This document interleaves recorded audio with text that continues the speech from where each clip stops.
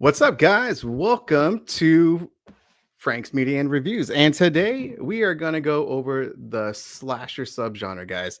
It is so damn fun. There's so many great different type of slasher films within the subgenre. You got the thrillers, you got the comedies, horror comedies of it. I mean, you got everything. The beautiful gore that's in the slasher, guys. There's so much to talk about. So let's go. Let's go over with introducing the panel, guys. And for right now, we have my buddy Jordan from the Movie Den. What's going on, Jordan? What's up, gangster? what up, player? What's up? Doing pretty good, man. I'm really excited to talk about slasher films with you. And next is Evan from Rockland Graves Productions. What's going on? Hello. Not much, man. Glad to be doing this. This is going to be just a nice chill discussion about slasher movies, which sounds good to me.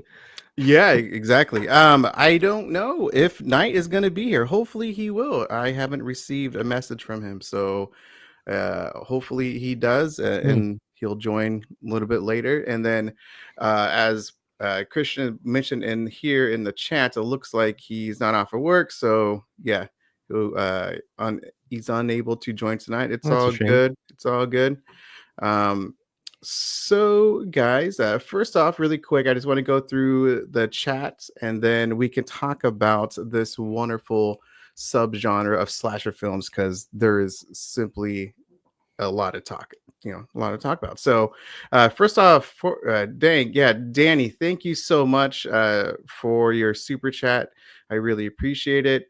And yeah, I don't know what time it is. Is it like 11 or midnight over there? It's gonna be something like that. Yeah. They're like 4 hours ahead. Oh, is it 4? Oh, okay. So. Oh, okay. So from my time, it's like 9 o'clock. So, all right. Thank you, Danny. Again, appreciate it. And then, of course, Ryan always has everybody's links to their channel right down below. So thank you so much, Ryan. I really appreciate it. Jeff, what's going on, Jeff? Thanks for joining. And then William, thank you, William. I appreciate it, to stopping by. And there we go, doing double duty. So thanks, Bo. I really appreciate it.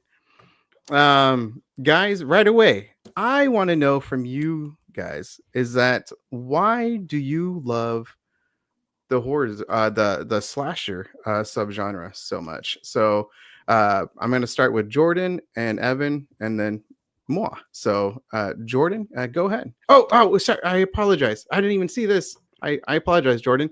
I don't want to miss it. William, thank you so much for your super chat. I really appreciate it. Thanks, buddy. Sorry, Jordan. I just saw that. No, for slashers, for me, it was kind of pushed on me in a way as a kid. My dad, from a very, very young age, I can remember watching the original 1978 Halloween. He was a big fan of those, Friday the 13th, some of the Freddy, Nightmare on Elm Streets, but it was mainly those two that my dad watched them all the time. And I just kind of grew up watching. Specifically, I remember the Halloweens, 1 and 2 mainly. And just as I got older, it never really left me. But as I got older, the itch got more and more for slasher films for me. Mm-hmm. So it was kind of just, since the beginning. Nice. Evan, what about you? That's kind of fun, because I had sort of like the exact opposite experience of what you did, where my dad loved horror forever, but aside from the original Halloween, was not a fan of slashers. And so for me to get slasher movies was something that I had to go out of my way for. And for a very long time, I was intimidated by them, because when I was a kid, I couldn't do anything gory. Thank you. It really got to me. So getting into slashers was kind of like an endurance test. So there was a sort of like pride to it when I was finally able to handle them. you know, we're talking about when I'm like 11 years old, where I'm like, yeah, I made it through, and then you get kind of excited, and there's a hell of a lot of nostalgia connected to them, and it's just such a like reliable format. A slasher movie, like, you know what you're getting into, and there's just like a comfortable quality to that, and there's so much nostalgia attached with many of these films, so the genre, I think, kind of imbued itself into most, like all of us really, from just because of that connection. Mm-hmm. Yeah, for me, my intro was when I was in kindergarten was a Nightmare on Elm Street, and that scared the shit out of me, man. And but I was hooked. I mean, people know, my subscribers know, like that was my first slasher film, and there was just something about it that it was very mesmerizing for me. The imagery to that film, that's one of the things that I love about slasher films and just horror films in general. But like slasher films, I mean, the popularity is just crazy. But it was just the iconic scene of Freddy going down the alleyway with his extended arms. Oh, yeah. I mean, that's just, and then the lighting. So the silhouette of Freddy and the blue lighting, it just, I was like, oh my gosh, that's amazing, but I'm scared. And so just kind of all the feels when I was a young kid, but it just got me hooked into this wonderful genre of, you know, of horror. But then of course, you know, I'm an 80s kid, and the 80s was just prime slasher films, and of course you didn't really know it at the time, but looking back, man, of course we'll talk about all that beautiful, I don't know, I would say like the golden age really of slashers. But so you said, Jordan, that your first slasher film was, you said Halloween, Yeah, the right? 1970, it's Halloween. Yeah, that was my Okay. very first. Okay. And to this day, now it's, well, we'll talk about it later. Okay. And then Evan, I'm sorry, what was your first one? I'm like bouncing between. There are two of them, and one of them is Halloween, because that was the one that, like, that was the only slasher movie my dad actually liked, and we watched it every Halloween. But I can't remember if I saw that or Texas Chainsaw: The Beginning first. Oh, what? Really? Yeah. So Okay. it was one of those. I can't remember which one was earlier. They were both around the same time.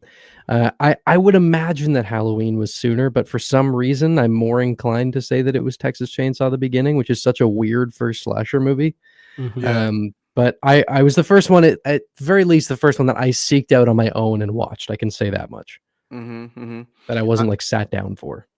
Yeah, some people make fun of me because my first Halloween movie was Halloween 4. It wasn't like the ones prior, not the original, not the second. It was the first, it was the fourth one, and that one is dude, the girl just scared the shit out of me, like an actual child killer. I was Yeah. like, that That ending is traumatized me, amazing. man. It's Well, one of the best many arguably has the most Halloween aesthetic. of the franchise. Yeah, Yeah. Yeah, just that opening the shot. vibe. Mhm. The opening credits in Halloween 4 are like, ever since I first saw that, like, I just want a whole Halloween movie that feels like that. Yeah. That kind of like countryside Mhm. Halloween vibe is so good. Oh yeah, dude. Um, and that's one of the things too that I love about horror films, is just how the atmospheric, you're right, the feel of the movie. And one of the things about slasher films is well, first, my favorite subgenre is found footage. Second would be the slasher genre, but I think just both of those just capture great atmospheric moments, scenes. Obviously, Friday the 13th captured that campy feel type of environment, right? Campfire stories, then crazy shit happens. And so, and so, like, I want to talk about from you guys, of course, get your own perspective, is what makes slasher films so popular. So Jordan, I'll start with you. You know, I'm gonna kind of steal from what Evan said earlier, is you know what you're getting. It's I feel like out of a lot of the horror outside of psychological horror, because that seems to be pretty popular, but slasher, it's like you said, you know what you're getting. It's palatable to an extent, like if you can handle gore and stuff like that. And two, a lot of them, they go so over the top where people feel it's almost kind of comedy. And you touched on that. And there's a humor to a lot of slasher films. I mean, take a look at, like, right now, Terrifier is all the rage. Well, I don't think it would be as popular if you didn't have that comedic side to Art the Clown, his, mime kind of character to him.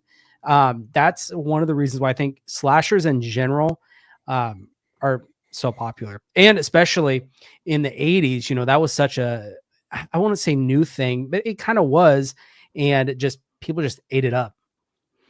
Yeah, I think it just took it to another level, which of course the earlier ones was like Peeping Tom, Psycho, right? Those are like the kind of like the foundations of. Well, then even you got like all the giallos back like in the 70s that really inspired into the 80s. So yeah, I'm a huge giallo fan. I absolutely love it.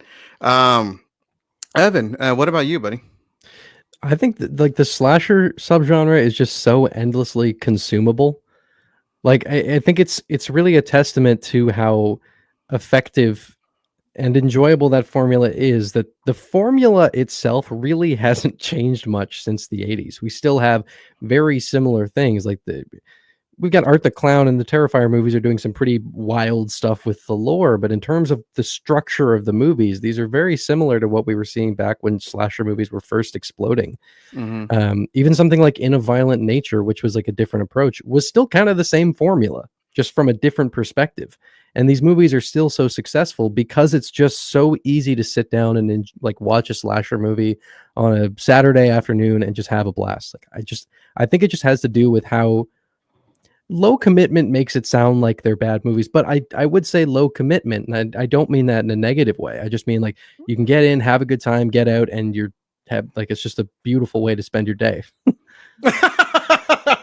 It totally is. It definitely is, man. It's because, again, the slasher subgenre, there's so many different type of films, right?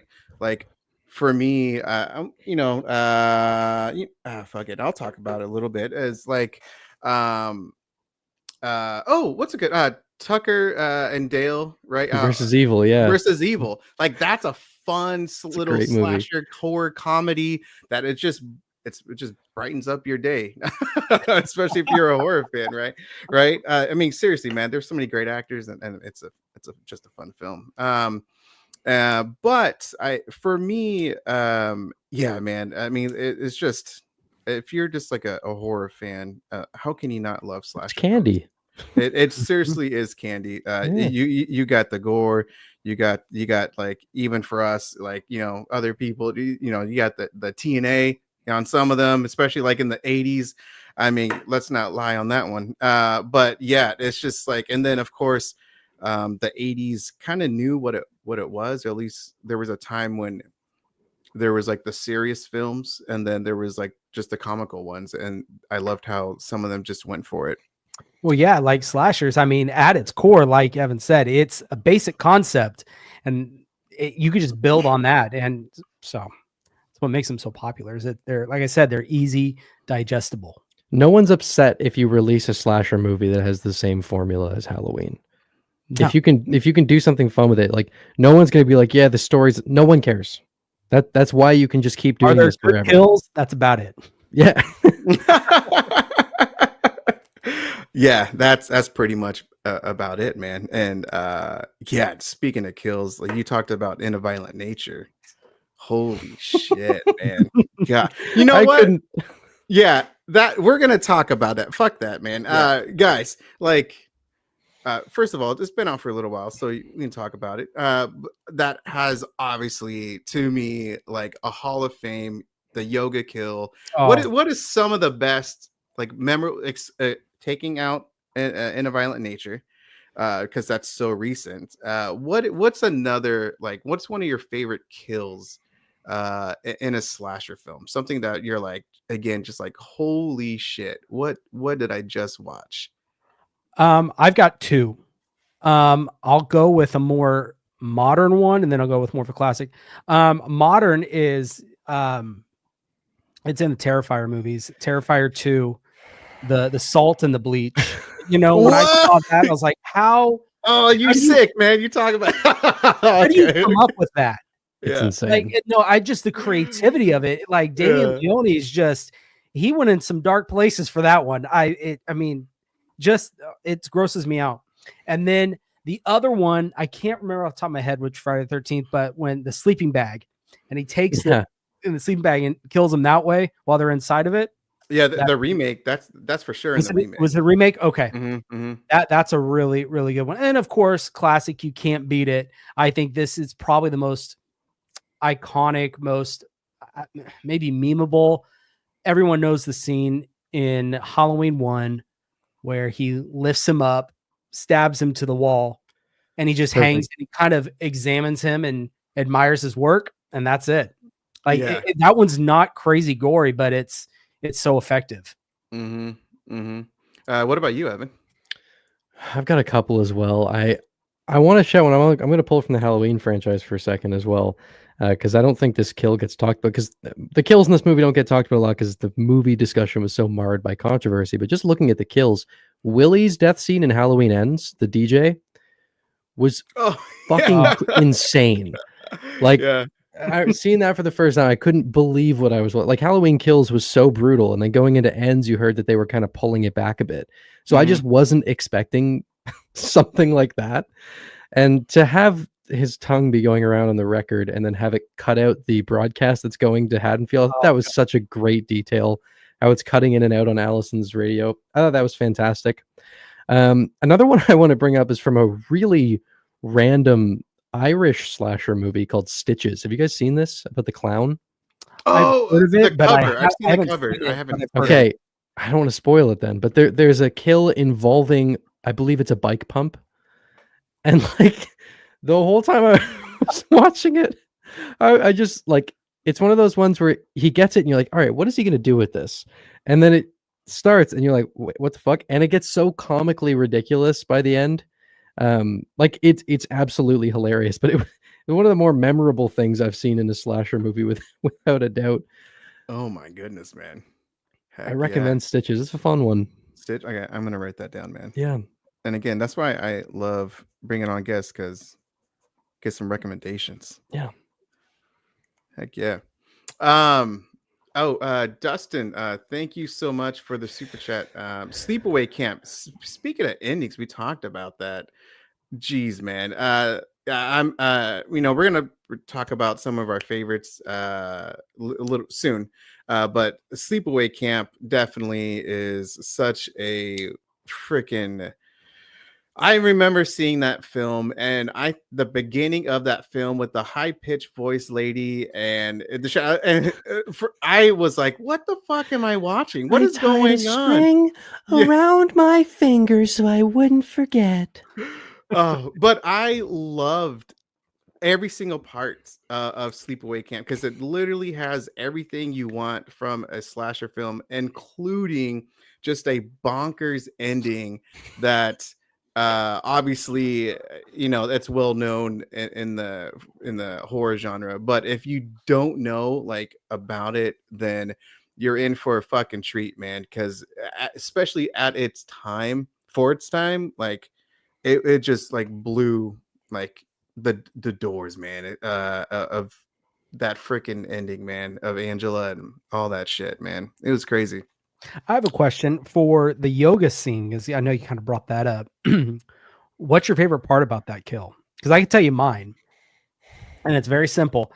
It's when the head starts to go through the stomach and you see the spine and the bones start to pop.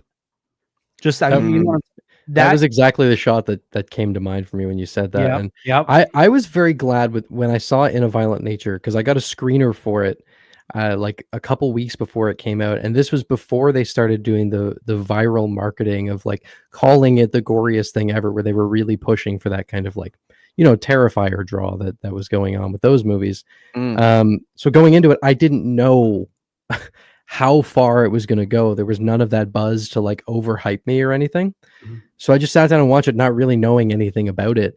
And that shit, like I immediately just rewinded and watched that like 3 times, because that it's one of those feelings where like I just witnessed like an all-timer slasher kill without a doubt. Yeah. My favorite moment was yours, the same as yours, when you get that realization that of what's happening and the bones pop out of the neck. I was like, that is Mhm. fucking insane. Like, Yeah, the sound effects and everything. oh my god. Yeah. Yep. Yeah. Yep.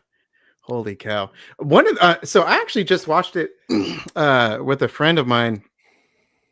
I want to say it was right before Christmas.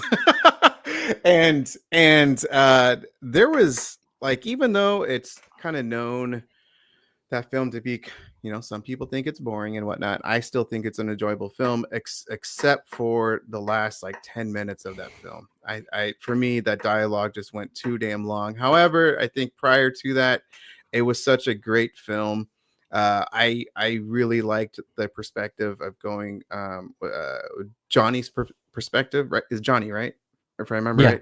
right. And like, even like the simple little thing of like the human touch of him with the toy, right, he's hiding behind the tree, he finds the little toy, the little Yeah. car, right. And because that, I think that was just a great moment. But just like the reason why I brought that damn movie up is because of the chopping scene at the top, how like that scene just prolonged like forever. And my friend who I was with, Oh yeah. they're like, what the fuck, is this ever gonna end? The- Because it just like went on and on. And I was it like, when he's hell hitting the yeah. guy at the end, or when he's got like paralyzes the dude? Excuse me, no, when he paralyzes. Yeah, I That watched the one. movie with my brother, and that scene, like, he almost couldn't. He's still like months later says that is the single most horrifying death he's ever seen in a movie. I And we remember watched everything seeing that. together. I remember seeing that in theaters, and that scene was one of those, you sit there and then I started to sink in my chair, and you're kind of like looking around to see what other people's reaction of this, make sure it's the same as yours. Yeah. Because it didn't stop. It's such a shift, because you have all these like fun over the top kills the whole movie, and then there's this one that's just like 7 uncut minutes of like psychological torment. Yeah. It was such a shift from the tone. Yeah, and just the sound of the fucking the humming sound. What's going on, Knight? Oh shit. Hey, what's up? Hey man. How you guys doing? Good. Doing good. Good. You know what, Knight? Since you're here, I'm going to ask you just a couple questions that I already asked these gentlemen. Okay. Is because we talked about setting this live stream up. The slasher genre.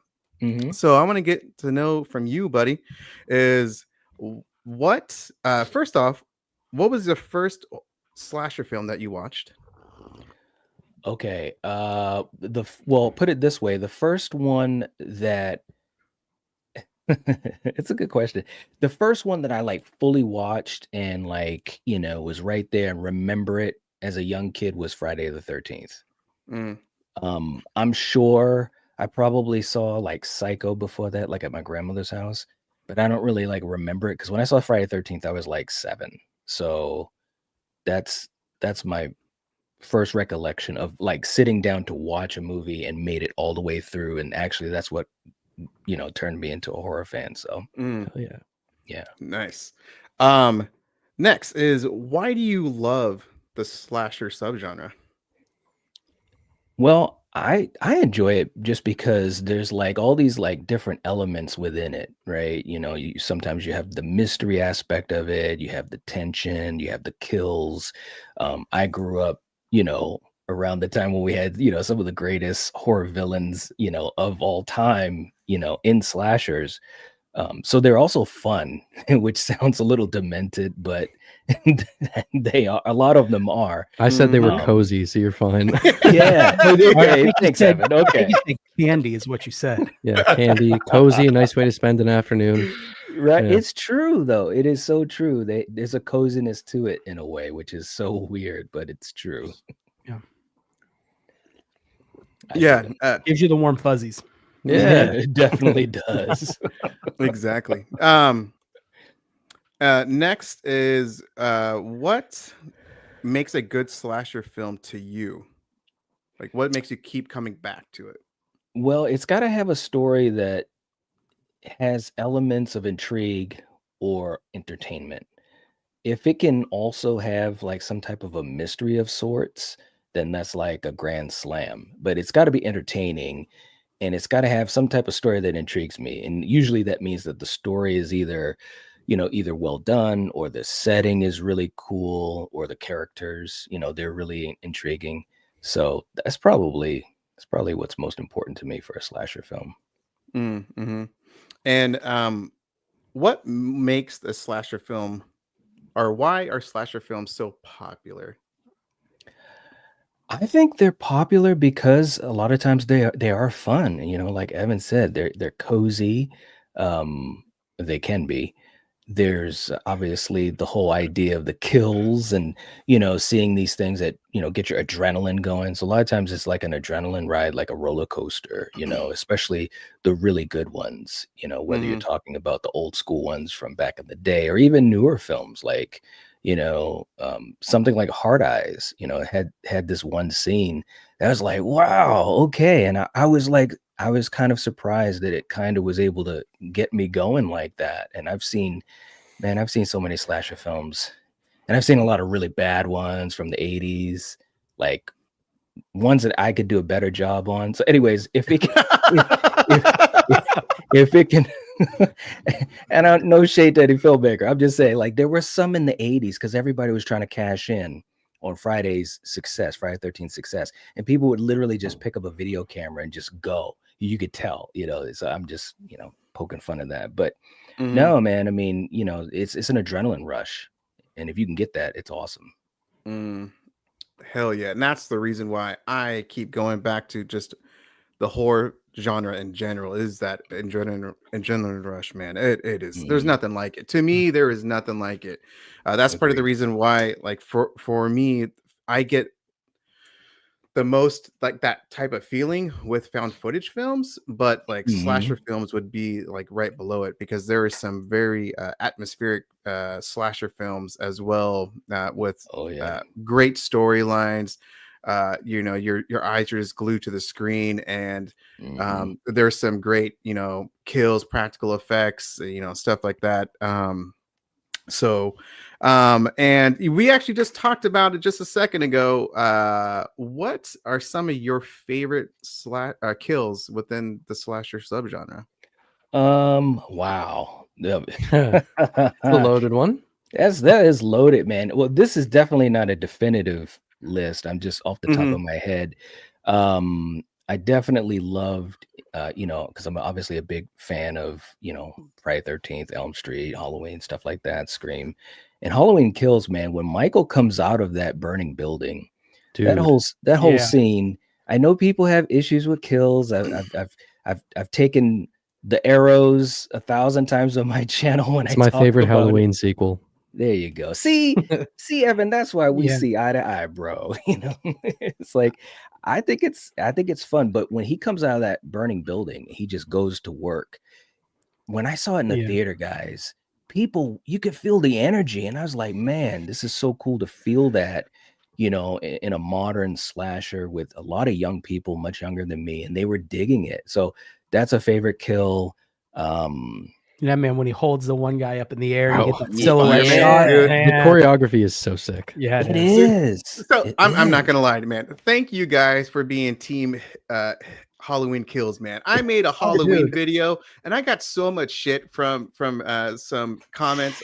I was like, what the fuck, man? I think to me that movie really captures Halloween and what the hell us fans want in a Halloween. It's everything. It's all of what you want. With Kills, I think there might be some issues I do have that I'm not a fan of, but as a whole, it's, of course, it's an amazing movie. It checks all the boxes. I even just love that whole that trilogy. For me, is the Halloween timeline. Like I love all three of those movies. They have issues for sure, right? But every Halloween movie has issues, even the original. That's so true. We're true. Looking at a franchise that's covered in flaws, but we love it all the same. And I loved all three of those.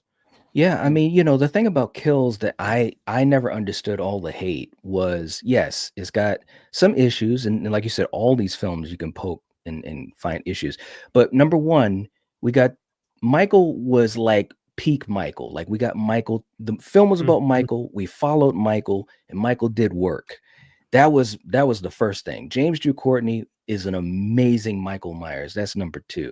Number three, that 78 recreation scene. Guys, I kid you guys not. I was in the theater with Coriander. We went there. We even filmed a little bit of it. Us going to it, not the film itself. And as soon as that shot came on, I looked at her. It was like maybe a second or two into it. I looked at her. I was like, "Is this deleted footage?" Because I've seen pretty much everything there is of 78. And I was like, "Is this deleted?" And I was like, "Wait a minute." And it was just such a well done. It's such a good recreation. Yeah, and it just brought you back, and it was just cool, guys. And it proved they could do the mask again the right way with the young Michael. I'm like, you got to give them credit for the details that they had in all three movies, but specifically talking about Kills. David Gordon Green talked about they would take so long just to film the shots of Michael, just to make sure the lighting was correct, that the mask always looked correct, that James always looked right in that moment with the shadow and everything. And I'm like, you guys are killing it over almost all the other sequels. And I love a lot of the sequels, but when we talk about, especially like the mask, we know what horrors we've seen of the mask in that franchise. It's got that perfect castle look to it. Yes. Yeah. Yes. Castle stretch, they call it. Yes. Yes. Yeah, dude, this is fucking awesome. Hell yeah. I seriously, man, like the beginning, really quick again, Halloween Kills, obviously it's not like the best film ever. However, I love, you just talked about it. I love the opening. It felt authentic to it. It felt like you literally exactly what you fucking said, Knight, was like, is this really like a deleted scene? Because David Green just really did his homework. And it made it feel like it was really part of 78, and we're now looking at it. And that's what you want from a fan perspective, because he knows that, like, at least for that specific, because there's so many diehard Halloween fans, like you can't fuck that up. Right. And the feels of the nostalgic feels of that, like he definitely captured it. Obviously, Evil Dies Tonight, all that shit that got, I mean, that saying is all annoying and all that type of stuff. But like, if they cut it in half, it would have been all right. For sure. Yeah. Even like the nods to like Halloween 3 with the mask. And like, I just loved like even all the little bits and parts of it. I love it, man. It's honestly how I start my October season. And I mean, like, how can you bash that final, like when he fights back against the mob after they say he's dead? That sequence was so fucking good, man. So hyped. That one, you would talk about getting hyped right there. That shot where he's standing there and just surrounded. Yes. Yeah. Well, what was even better is like he all he cares about is his mask. And I'm like, you go, boy, you go get that mask. And he's got everyone. He's got look. I didn't even know Haddonfield had that many people in the team. That's how many people were there. Okay. And James was so good. And by the way, even before he gets to the part where he gets the mask, when he's walking in the shadow, just catches his face. So you still can't really see his face. That was great cinematography. And they say their little punchline, gotcha, and, everyone deserves a little scare. And James looks one way and then the other. And then he just looks down at the mask and that music comes on. And I'm like, bro, people in the theater were getting hyped. It's so exciting. Yeah. I love that they respected the mystery of him, because in that movie, his whole motivation is just like, I want to get home. Yeah. And we don't really know why, but he wants to stand in that window. And I thought that was like, when we learned that that's all he wants to do is go and look out that window, I'm like, this movie understands what Michael Myers was in the original better than maybe any of the others did.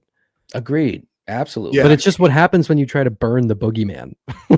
He's just angry now. That's like, it was so perfect. Hi, Daniel, by the way, Cobwebs. Love Cobwebs. And we didn't even talk about the damn music. Bro. Yeah. It has the best music besides the original, like and even maybe to some it's better than the original. Just I really loved how John Carpenter worked with David Green, and it just it's seamless, man. And The I whole just love trilogy soundtrack is yeah. They ridiculous. did a really good Yeah. job with that. Hell yeah. I was not expecting all this Halloween Kills talk, so No, but fuck yeah, I'm guys. happy. I'm Me fine with neither, it. man. Yeah. Really quick is I haven't seen Dead Snow Part 1 or Part 2. Have you guys seen that? I have Yeah. not. No. I've seen the first one. I haven't seen the second one. The first one was pretty good. I haven't seen it in a long time, but it was pretty fun. You know, Knight, it's have on- you seen Stitches, the Irish slasher movie about the clown? No. Damn. No. Yeah. Is it good? It's really fun because we were Something talking with a about bike pump. we were talking about slasher kills, and there was one that I brought up from Stitches, but I couldn't talk about it because no one's seen it. I don't want to spoil it. But watch Stitches. There's a kill with a bike pump that's just ridiculous. All right, I'll put that on my list. This got Mark's approval on it. There we go. So Hey, there we go. Yeah. Great. I Alright. had, like I said, I wrote it down, so I definitely want to check it out, man. Let me know what you think. Shoot me a message when you watch it. Yeah, hell yeah, you know I will. And then of course, it's all you, buddy, right here. You got a whole hour to talk about Terrifier Hey 2. Daniel, how's it going, buddy? Look, I just did this. Well, my Terrifier 2 thing was like 40 minutes, but I made like an hour-long Terrifier 3 video, so I've done my fair share of Terrifier chat recently. Mhm. Yeah, There's so much to say. yes, for Yes. real, man. The lore and Billy. everything. And then Lee, what's going on, man? Yeah, Oh, no worries, Hey. Lee. It's I was all looking good. forward to it. I'm trying to get something together with Lee for a while, but hopefully we'll be able to do something soon. I hope you're feeling better soon, bud. Yeah, Definitely, Get, yeah. get some rest, man. Yeah. Feel better soon, bro. Before we get into our little top 5, because that's what we're going to do, y'all, is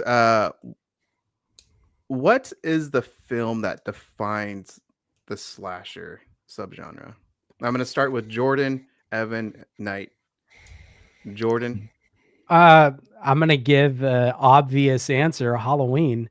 I mean, I feel like nothing has been copied. Well, you can argue Friday the 13th.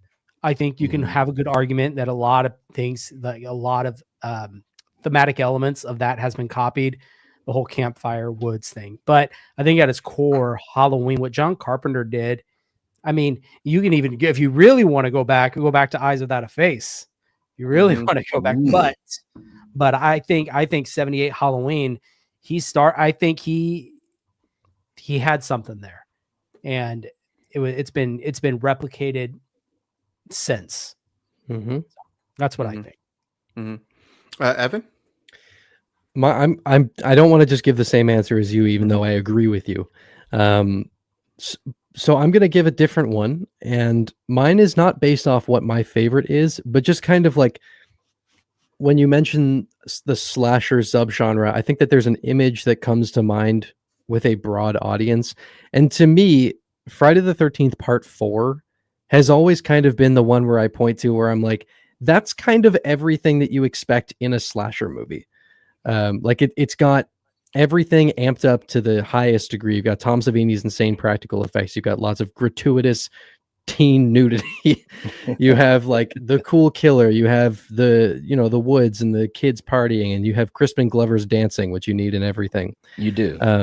But like to me, Friday the 13th Part 4 kind of embodies everything that you picture when like slashers are brought up, especially, and the reason I think I'm bringing it up is because even for people who don't watch these movies, I think that you could point them to that one and it would like make sense as like, this is what the whole genre is. It's such a good like introduction to be like, this is kind of like not the greatest, but I think in some ways like the quintessential slasher movie, which by the way, Halloween Kills is also kind of like that. So it's got a lot of similarities.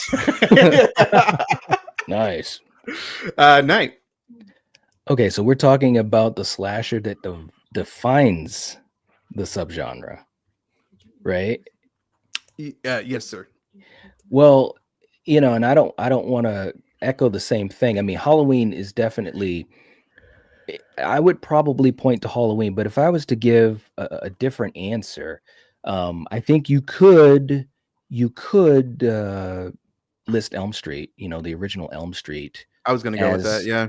Yeah, I mean, because what Wes was able to do with that film, as far as the creativity, you know what I'm saying? That was the other part of it. You know, we had the villains before Elm Street, we had the kills before Elm Street, we had some good direction before Elm Street, we had good characters before Elm Street. But I think Elm Street, like in '84, it really shifted things because of the creativity of what Freddy was able to do. So now everything's opened up, and the films, for better or for worse, as they went on, that was kind of their meal ticket, is to show these elaborate kill scenes, death scenes, nightmare scenes, what have you, and really kind of work into the character's psyche, you know, what's their weakness and so forth. And I thought that that was a big change, because other films had to have really creative kills.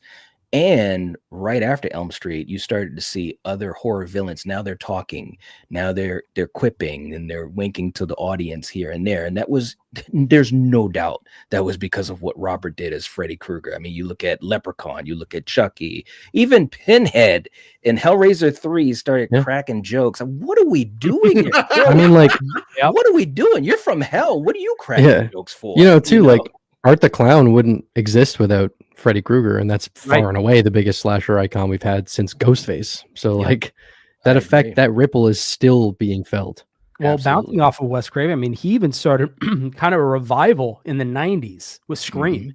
That's right. You know, and the whole idea of going after teenagers again kind of brought that back into the public domain of people wanting that again. Absolutely. No doubt at all. Yeah, I didn't want to interrupt because you were going, Night.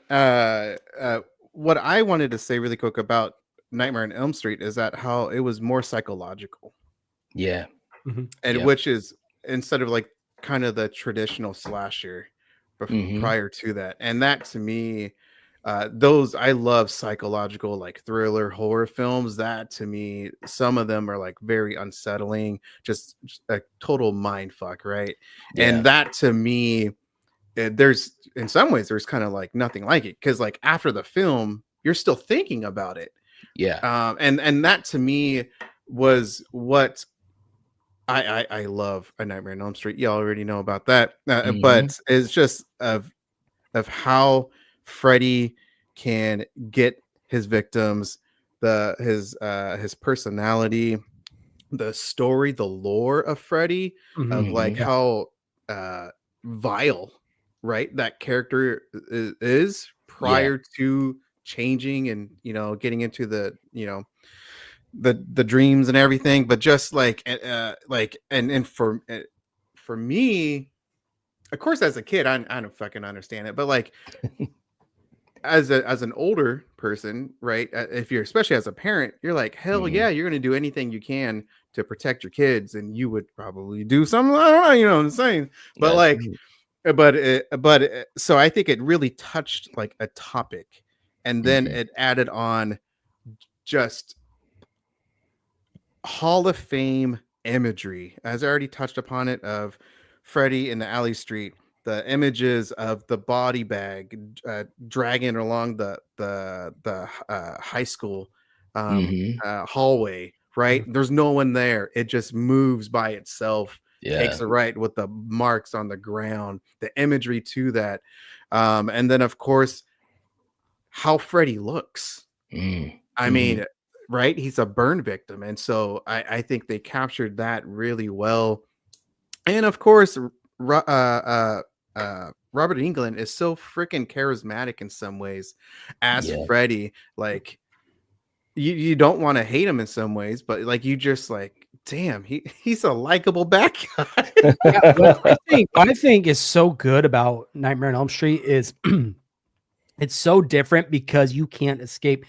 Everyone dreams, right? You know, you get Friday the 13th. Not everyone goes to Camp Crystal Lake. Not everyone lives in Haddonfield. Everyone goes to sleep and everyone has dreams. So no one can escape that. That's kind of the ultimate, like, nothing you can do. Yeah. Oh my goodness. Oh man, just talk about It's so and much. it's a great idea, and the crazy thing is Wes had to work so hard for a few years to Yeah. get it made. Like No one nobody, wanted to make it. yeah, Mhm. nobody wanted to. And then here comes Slick Bob Shea and New Line, and they're like, yeah, we'll do it. And of Well, course, because they were going bankrupt. So they were like, we need yes, something that's going to help us. No one was buying this thing. They bought it out of desperation yeah, and then yeah, produced yeah. it. And then, the rest And is history. and It then years completely- later, they're doing Lord of the Rings trilogy and yeah, making like that's the millions of thing. Like dollars. Nightmare on Elm Street literally saved that studio and also Mhm. kickstarted Wes Craven's career and changed Yeah. horror filmmaking forever. It's Yeah. a crazy story. Mhm. Yeah, Absolutely. forever, man. Yep. Oh man. Oh Jesus, man. You could just talk about this damn. Okay, so guys, let's get into our top 5, man. Oh, I just love talking about horror and just listening to you guys as well. That's part of the whole damn thing. Why I do these collab streams is because I just love bringing on everyone who is so knowledgeable about the topics of the video, the live stream. And you guys are very knowledgeable about the horror genre, slasher genre. So you guys give me your top 5. We'll do 5 to 1. Of course, you can bring it up, Oh, we're whatever. ranking them. You don't have to rank them, but just 5 movies. We're gonna start off with Jordan, Evan, Okay. Knight, and then me. And Okay. so, guys, let's fucking go, man.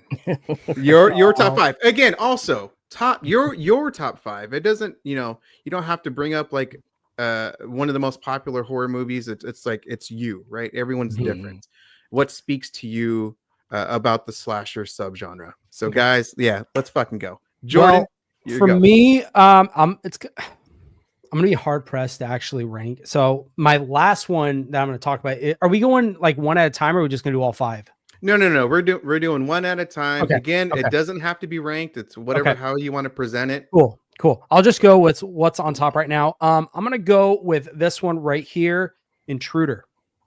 Ooh, that's a deep cut. Yo, dude, this movie right here, directed by Scott Spiegel. One of the things that I love about this movie is it was a passion project because you had the Raimi brothers in here. And what was cool is Sam Raimi and Scott Spiegel together did Evil Dead 2. So you've got awesome cameos. Bruce Campbell's in this. The kill scenes, the idea, it's so creative being stuck in a grocery store for a kill or for where the slasher is. I don't know if anybody's seen this. I don't want to spoil it. It kind of I've seen the it. trailer kind of spoiled it, but Yeah, it's true. but I just got it, man, on my dude. Umbrella Entertainment package just the other day. So Oh, I'm dude, you're excited gonna to watch it.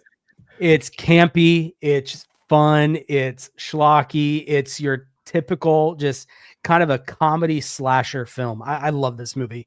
It's such a fun movie. When I saw Umbrella was actually releasing this, I jumped on, I think it was Tubi or Shudder. I can't remember who had it. And I probably watched 15 minutes and turned off, ordered. I'm not kidding. It's such a good movie. I love the movie. Yeah. I love the people behind it. It's one of my favorites. Nice. Evan, you're number 5. I'm gonna start with some of the less interesting ones just so I can focus a little more on the ones that I think are I have a little more to say about because don't get talked about as much. But I'm gonna put Halloween up there, 1978. It was such a formative film for me, like growing up with my dad watching it every Halloween night. It was quite a shift in my life when I saw that movie for the first time, and it's fascinating because like with decades and decades of slasher movies now, there's still really nothing that's quite like Halloween with how much it focuses on the tension and the atmosphere over the gore, which is the direction that the slasher franchise went after, Friday the 13th started ramping things up a bit. That makes Halloween so special, even all this time later, nearly 50 years now. Yeah, it's I think it's still phenomenal. Mm-hmm. Knight. Okay, well, my list is probably not as interesting as you guys is, because when I was thinking the top 5, I was racking my brain over a couple of them. But I'll start off with I'm gonna put I'm gonna put TCM in there, Texas Chainsaw Massacre. The reason I'm gonna put that in, because first of all, let me just preface it.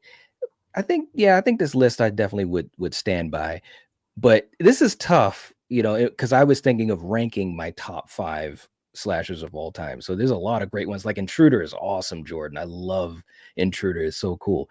Yeah. But the reason I'm picking Texas Chainsaw Massacre is because what Tobe Hooper did, rest in peace to Tobe Hooper, it's to this day, and I was just watching it the other day because I was working on something, and it's still so gritty and realistic and dirty, and you got to shower afterwards. I mean, it's just like one of those movies that they were able to have lightning in a bottle, like a few of these movies we've been talking about. And I just think it was so awesome the way that they had they had some money, but they didn't have a lot of money, and they just put things together. And they just said, hey, we're going to make a movie. And to this day, it still has some really intense moments. There's not a lot of blood or killing or anything. The whole idea of the Texas Chainsaw. We didn't really have a Texas Chainsaw Massacre to the one that dropped on Netflix. You know what I mean? So that's a bunch of sequels before we really. Scene, let me tell you. Yeah, the bus scene. That was really like the first Chainsaw Massacre. But what it did do, the psychological aspect of it, and seeing Sally, and just the way she was tortured and just going through hell, it still is pretty intense to me. So I think it was just a great film, and it helped to start this whole thing off. Being that old, 1974, I believe it is. Yeah, 74. So I got to put that on my list. So I'll say that as my 5. Yeah, I think, I just want to riff off what you said about, no gore. And I think that Tobe Hooper, it was probably due to a lack of probably funding, but he made the audience and the viewer use their imagination more than actually what they're seeing, which I think that's wonderful. And that goes into, maybe our imaginations shows are way worse than anything that we can put on the screen, because he lets you see just a little bit, and then let you figure out, you decide what else is going on. They made it intending for a PG-13 rating, which it didn't get. Right. But like when you really look at it, there's almost nothing graphic in the movie. It's all just the power of suggestion. Yeah, exactly. Yeah.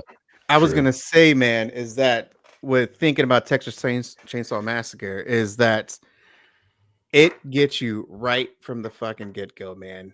From the get-go, with the sound of the bzzing, right? Yeah. And then with the guy's deep fucking haunting-ish voice describing of John the scene, and then it goes into like what was it, like a sign with like was it skeletons, right? Yeah, it was a skeleton at a cemetery, because that's where they were going. It was the two bodies dug up and propped up. Yeah, and so like a boom, it hits you right there. So your mind already is like, what am I going to see? What am I preparing for? And so I think, to me, for me, it's not in my top 5. It's going to be up there. However, I think that film has one of the best openings to any horror film, because again, it gets you right from the get-go. You think like it's kind of setting it up like it's kind of like a real story, and then I just simply love it, man. That the beginning, man. Yeah, I could just talk about TCM. It's such a great film. Yeah, Hooper just nailed it right off the Yeah. My number 5, and man, I was tossing and turning all these damn my 5. I'm going to start off, and I would be kind of lying, man, if I didn't say American Psycho. There's something about this film, Christian Bale, Patrick Bateman. Just I love films that you're part of, like the killer's perspective. Either that's the inner dialogue, which this has. What is the killer thinking? The reasoning, getting to know the individual, and then of course this film simply, like, I of course love the character. Christian Bale is amazing and I'm kind of Mhm. upset how they're gonna do a remake of this Yeah. dang perfect film. But and then of course I'm an 80s kid, man. So like the music got me like right from the get-go. There's some great scenes of just like some good gory moments. There's some dark humor in this film, right? I mean, I'm not gonna lie, man. Of course, the scene when with Patrick Bateman's in there with the two hookers, that scene of it's so funny and like kind of messed up, kind of towards the end where he's chasing, that whole entire scene, right? Like you really get to know the killer deep down, whether You good do. and bad. I've watched the business card scene of that movie more times than I dude. can count. Oh my Such a god! great scene. Yeah, Comparing the business cards, it's great. It's Yeah. funny. What I like about that movie is it takes the whole idea of, someone essentially in Wall Street, someone high up is like, you would never, on the outside looking in, he's this clean cut, perfect guy. And on the inside, there's just all hell is breaking loose. Yeah. I love that. You just mentioned the card on the steel book. It actually right there. It has Get the card out. right there. That's dude. Oh awesome. my Yeah. god. Freaking hilarious, man. I was like, I think that's on here, and yeah, it's on here in the inside of it, man. But yeah, that entire scene of him, Jared Leto, and or the other guys too, is comparing the damn business cards. I just simply love it, man. And I love the way it ends, where it's almost leaves you questioning, okay, because the guy's crazy, right? So I think the ending of that movie is just fantastic, where he's confessing to the guy, and it's awesome. Absolutely, man. Yeah. Jordan, you're number 4. Okay. I'm gonna save this one. Knight, I know you talked about Texas Chainsaw Massacre, but I'm gonna go Texas Chainsaw Massacre 2. Ooh, Excellent. there you go. This is another kind of going off of what I said about Intruder, just a fun movie. Chop top, hilarious. When Dennis Hopper wields the 2 chainsaws, you want to talk about getting hyped. He's got the 2 on the side and the main one. It is such a good movie. The ending where she's up on that hill with the chainsaw going crazy. I love this movie. It's really, you've got the first one is the more serious, sinister, gritty, and this one is just the comedic version of that first one. It's great. This is like the end where they have her on the ground. They give it to Grandpa the hammer. That whole scene kills me every time. Come on, Grandpa. Come on. And I mean, we'll talk about it. Hopefully, we'll talk about it. But the girl, I forgot her name. She's one of the best final girls. Is her name Stretch. Stretch. Oh Yes. my gosh, man, dude. Yeah, good pick. And then freaking Dennis Hopper, man. The Lord of the Harvest, dude. The wielding the 2 chainsaws is the greatest thing, and that battle he has with Leatherface, it's gold. I love it. Yeah. I'm not gonna lie, man. I didn't like it when I originally watched it, because I was expecting a serious film, so I guess I wasn't mentally prepared for like what it was. So when I rewatched it, so like for me, if I don't like a film, I have to rewatch it, a little later, and then see what my actual thought of it is. And I'm glad that I did, because I enjoyed it even more, especially knowing what it is and what it's trying to do in some ways. And yeah, it's a great sequel. It's probably definitely like one of the best like follow-up sequels. Right. For sure, man. Oh my goodness. It's so different, but it's just as good.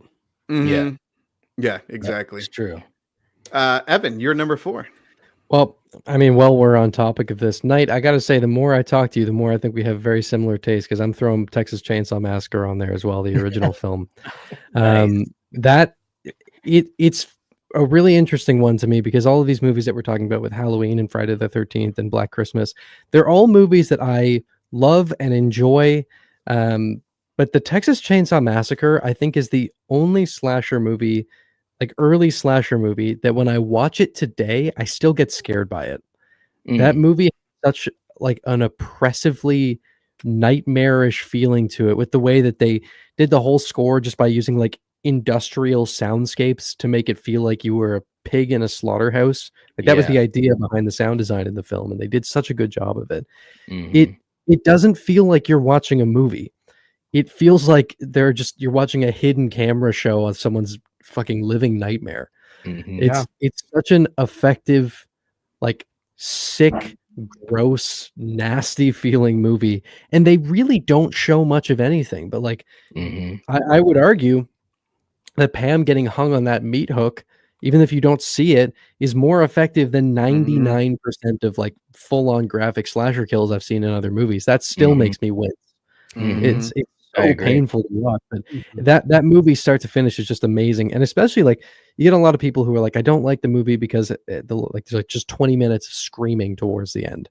Like, yeah, but that's part of the experience. You're supposed to feel like you're going insane while watching that movie, like, and you really, really do. Like the whole chase through the woods is like beautiful. Dizzying. The dinner scene is awful. Everything. It's exhausting. It's exhausting, and you feel like you're going crazy, and everything's loud, and the camera work's insane. It's just like pushing your senses to the absolute limit.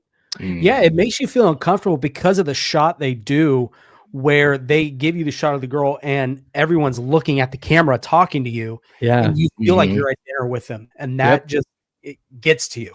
And it's shot like beautifully. The shot of Pam approaching the house for the first time is something out of a like storybook. It's like a fairy tale. It's incredible. And I mean, Leatherface too is like such a unique killer because he's not killing out of like Michael kills someone because he's like, there's a guy I can kill. Leatherface does it because he's scared. He's doing it out of fear, and that's almost more frightening. When Kirk is in the house and Leatherface comes out just screaming all of a sudden when Kirk finds Pam in the freezer. That's a fucking scary scene. And then he's just wailing, running around the house, looking out the windows because he's terrified of other people being around. That's just like in TCM2 with Stretch when she tries to console him and, hey, let me help you. Come on. You don't want to do this. Right. And it messes with him because he's just a scared child. Exactly. Yes. Right. There's a lot of complexity to him. And you saw that obviously in TCM2 as well, but with the first one with Gunnar Hansen, and I was just saying this in a video I just did on the remake. I said, Gunnar was able to have such an intensity with what he did physically, but also you were confused by him. What is this guy going to do?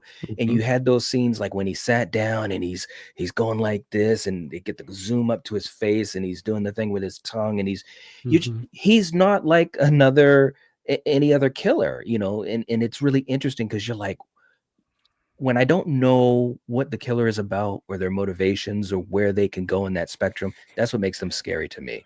And Leatherface is a really good example of that type of villain or killer. You just don't really know. And that detail of him like wanting to wear people's faces because he doesn't have a personality of his own is so disturbing. Yeah. Yes. Yes. No doubt. And the sound design to that. When I think of that, like all the things that you guys described, like I fucking like can hear it. Just like Leatherface, like high pitched, like you mentioned he was scared of Kirk. Like he has a high pitched kind of like voice, voice. And so you're like, oh my gosh, what the heck? And so his instant reaction, well, of course, is to what? But man, again, the sound design gets you right from the beginning of the movie, man. And so I love it.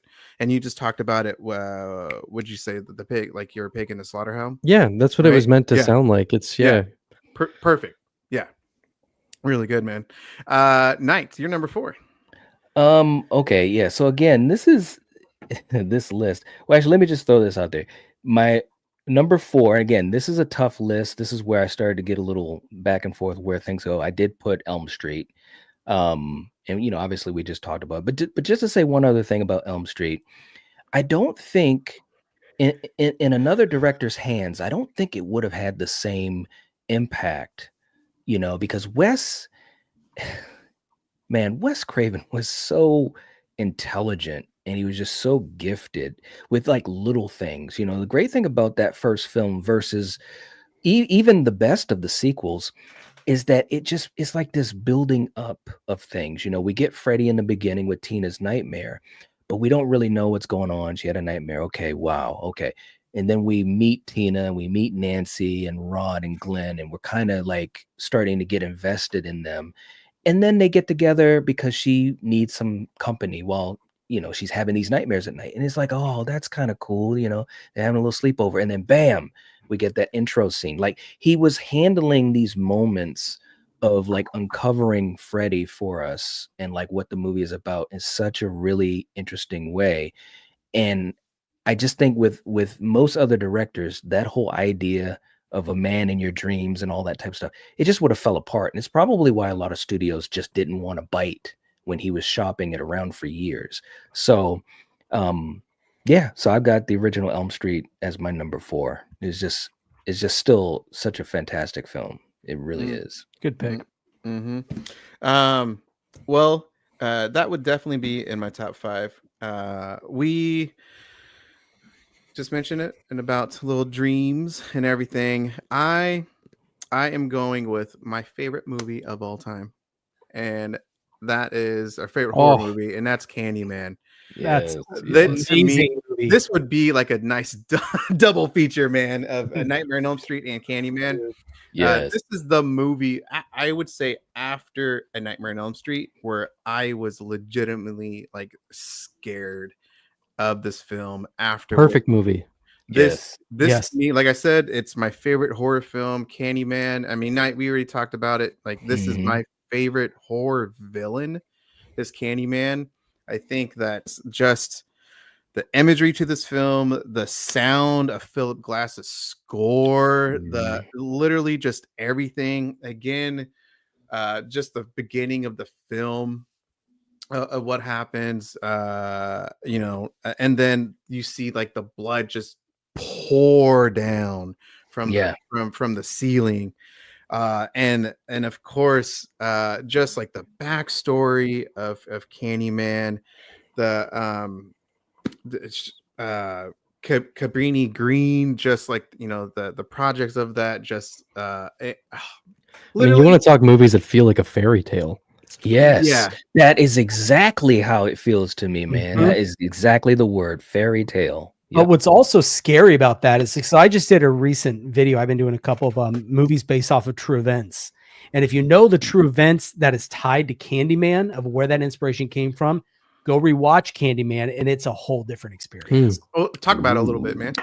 So it takes place in the projects, and it was a true story of this woman. I can't remember her name off the top of my head, but she had called the police saying that there's people are getting into my house through my cabinet in my bathroom. All right. Yeah. Yeah. And so the police didn't come.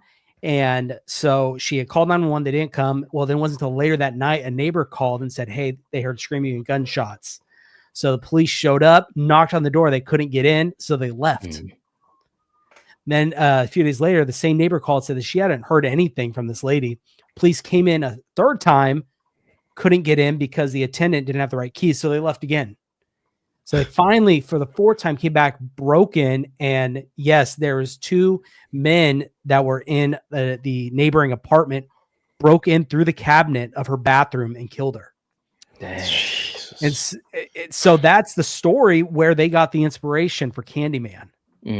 And dude, you watch now, it gives it a whole nother, you know, yes, the fairy tale aspect of, you know, saying Candyman 5 times and, you know, he shows up with the hook, but there's also some realism behind that, like with the projects and the way stuff was handled in Chicago. I think that's where it takes place, you know, all that stuff. So it's great. Wow, man.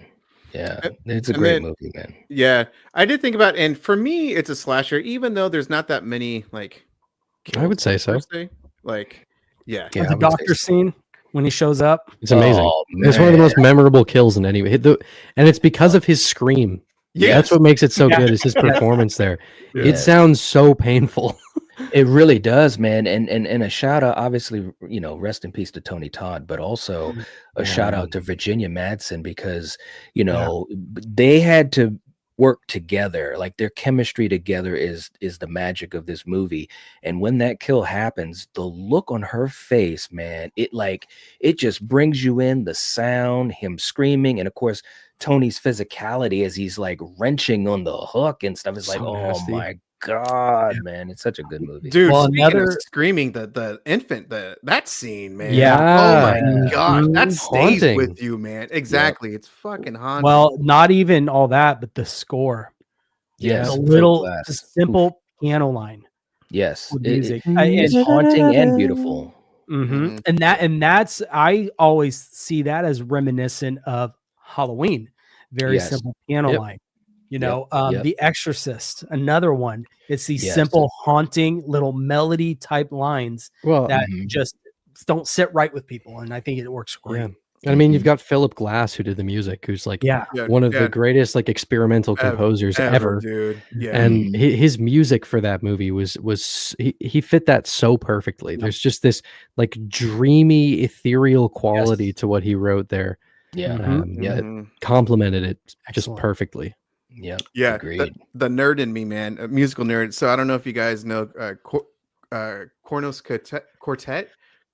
They did like a whole thing of Philip Glass and like best of, because like again, Philip did like The Fountain, and like Philip Glass is amazing, man. Amazing. So Metamorphosis is amazing. So that was my number 4. Jordan, your number 3. So my number 3, this is a last minute change. I don't have it with me. It's back there, but I think it's 1974's Deranged. Ooh. You're getting all the Umbrella Entertainment one that you. Well, that one's Vinegar Syndrome. Was that Vinegar Syndrome? Oh, Vinegar that just released. They just released it. Arrow had one. Yeah. Now it's arguably if it's a slasher or not, but I think it is, because the story behind it, you've got basically a retelling of Ed Gein.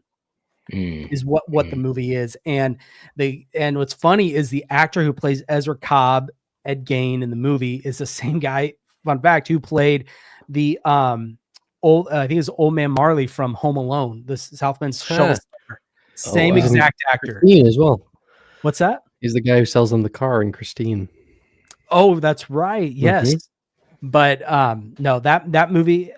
When I watched it, I was blown away. I'm a big with music and scores, and that one has another fantastic, just almost it's like a simple church organ that plays, and it's a theme that just plays through the whole movie. But yeah, it's another one of those movies that kind of feel gritty in a way, and two, it was a low budget film. So that does add to it, but it's easily become one of my favorites. I got to see it, man. Oh, dude, it's so good. He does a really good job of a man who wrestles with staying normal, but all the years of his mom speaking these just nonsense into his head, and then spoiler, she passes away, and that kind of sets the trajectory of the rest of the film. He does such a good job as that slow dip into madness throughout the movie. It's such a good movie. Definitely check it out if you haven't. Hell yeah, man. I'm gonna check that one out. You'll love it.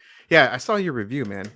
So I gotta get it. Evan, you're number 3. I need to reiterate again, these are not in order. Like, I can't rank these. I'm terrible at that kind of thing. But for my number 3, I'm going to go with My Bloody Valentine, the original one. Now, I will say there is sort of a cultural element to this, because it was shot like 3 hours from where I live. Really? Yeah, it's a Nova Scotian movie, and I'm Nova Scotian, so like, and that movie is very Nova Scotian. Like the way that the characters speak, the way they're dressing, the sort of imagery and the landscapes that you see, and the small town vibe of that, something that really resonates with me, because it's it's where I grew up.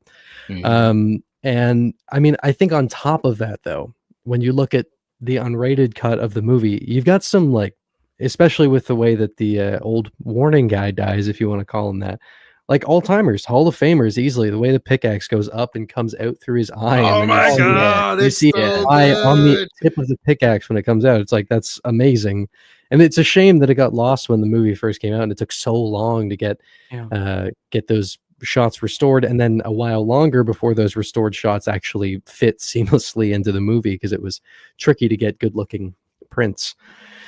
But that movie is so much fun. It's one of those rare circumstances where, like, yes, it got a remake, but it's one of the only like major slasher films that just never got a sequel. And it should have gotten one. It's gotten one because the end of My Bloody Valentine is bad. It's not a good ending, aside from the Ballad of Harry Warden, which is fucking amazing. Yeah. The song that you get, I believe, from John McDermott for the closing credits, who's a Scottish folk singer, if I recall correctly, is such a perfect way to close that off. That movie's got, like, when you talk about the things that make a slasher movie fun, like the fun characters, the good kills, the fun vibes, it has all of that. The cast of characters in My Bloody Valentine, easily one of the strongest in any slasher movie. They are so much fun to hang around with. And I don't think that's just because they feel very Nova Scotian. I think it's just they're just so much fun. But like Hollis, I mean, how can you not love Hollis with the mustache? His mustache is legendary. That's true. I think that movie is awesome. Rachel's saying she prefers the remake. Yeah, I really don't like the remake, but I can understand. I get the fun. You know what I think that it did so well is because back at that time, it was all slasher and teenagers, and there's no teenagers in this one. These are full grown adults with jobs and everything, and it was different. It was something that we hadn't seen. And you got the love triangle, which was fun. Yeah, It was. There you go. So sorry. I'm so Just- damn yeah. sorry. It's so Canadian, man. Yeah, the look of him is very good, man. It's scary, it's an awesome man. design. Like Yeah. they really that could have been a nice little franchise, or at least Totally. a couple movies. Totally. Yeah, you're right, man. How in the hell did it not get like a sequel? Nothing. Like, Right? Well, I don't think it did very well when it came out, just because it got so butchered by the MPAA, because they had been so lenient on Friday the 13th, and then there was so much backlash to that, and they didn't want to do it again. So they butchered the hell out of My Bloody Valentine. So when it came out, there wasn't anything all that special to it. But it wasn't until we got that unrated cut that it was like, holy shit, My Bloody Valentine is like, I think it's easily better than the first Friday the 13th. Yeah. Like easily. Yeah, yeah, Yep. I would agree with that as well. I would too. Knight, you're number 3. Okay, so again, this list was really difficult, and this is where I started to really kind of have some hesitation back and forth. But again, I was thinking of my top 5, and like Rachel and Julie in the chat, they probably kill me if I didn't say this, but I really do love this movie, and it's Wes Craven's Scream. I mean, look, it's fun, it's entertaining. Wes, look, this was the third time that Wes changed horror, in my opinion. That's what's so impressive. Yeah, and he did it in different decades, 3 different types of films. When you talk about The Last House on the Left in the 70s, you talk about Elm Street in 84, and in 96 he did Scream. So 3 different decades, 3 different types of films, and at a time when horror needed it. And with Scream, it's almost like he took a lot of the elements from everything in his career beforehand, and he kind of just threw it in a pot and put it into this thing where you had these wonderful characters that you could like really connect to and be entertained by, but you have a killer. And even better than that, you have a mystery, and it's a great mystery when you think about it as the movie plays on. Who is this killer? You've got red herrings, and you've got multiple twists. And I just think that it was such a great film, and so needed, because at that point, Halloween was on the downside, Elm Street was on the downside, Friday the 13th had already had its peak. And so slashers were just basically dead. As a matter of fact, I mean, there were some good ones, obviously, like we talked about Candyman in 92, I believe it was 92, but there wasn't really a lot going on with slashers, you know, and this movie just like gave it such an adrenaline boost. And obviously we're still feeling the effects of that in its franchise today. So I had to have it in my top 5. It's just such a fun movie. Yeah, I mean, it revived slashers of the 90s, you know. I Know What You Did Last Summer, you know, all those movies. So yeah, absolutely. Yeah, that came out when did Scream come out? 96. 96, yeah. Wow, it does not feel like it came out in 96, man. What the hell? Yeah, man. Easy. Yeah. My number 3 is Child's Play. Yeah. There it is. I'm always like, is 2 better? But I 2 is think fun. but I still come back to the original, especially because that's the first one I saw as a kid. And again, as I said earlier, Halloween 4 is my first one, and I saw like that real kid as a killer, and I was like, what the hell? And then again, seeing this freaking demonic fucking toy doll killing people, and then of course this Chucky is so damn memorable and likable. Dark sense of humor, the kills, just it's and I don't know, man. I mean, I don't know. He's like right below like the Mount Rushmore of like slasher villains for me, I would say. But he's right up there, man. I love Child's Play. It's so damn good, man. And when he is burnt to a crisp, that's scary. Chicken, and he's still coming around. Holy crap, man. I couldn't believe it. Like the first time, like I was so damn scared, and he will get you at, you know, whatever the cost is, man, even if he's barbecue chicken. Also, underrated main theme, by the way. The main theme in that, great. Well, I love the switch when Andy's mom is just yelling at him to, you know, basically do something, and then just you see the eyes just switch. Iconic. Yeah, I love it, man. Jordan, your number 2. All right. Well, it's funny that you guys were kind of Evan. They had mentioned you were talking about this, but I had to throw one of these movies in here. But Terrifier 2. Ooh, that's from the Umbrella set, isn't it? Yeah, I just got that in as well. Yeah. This was such a good movie. I love, like you said, the lore of it, the kills, the practical effects in this movie of the kills are phenomenal, and it makes sense. You have Damien Leone, who does that's his profession.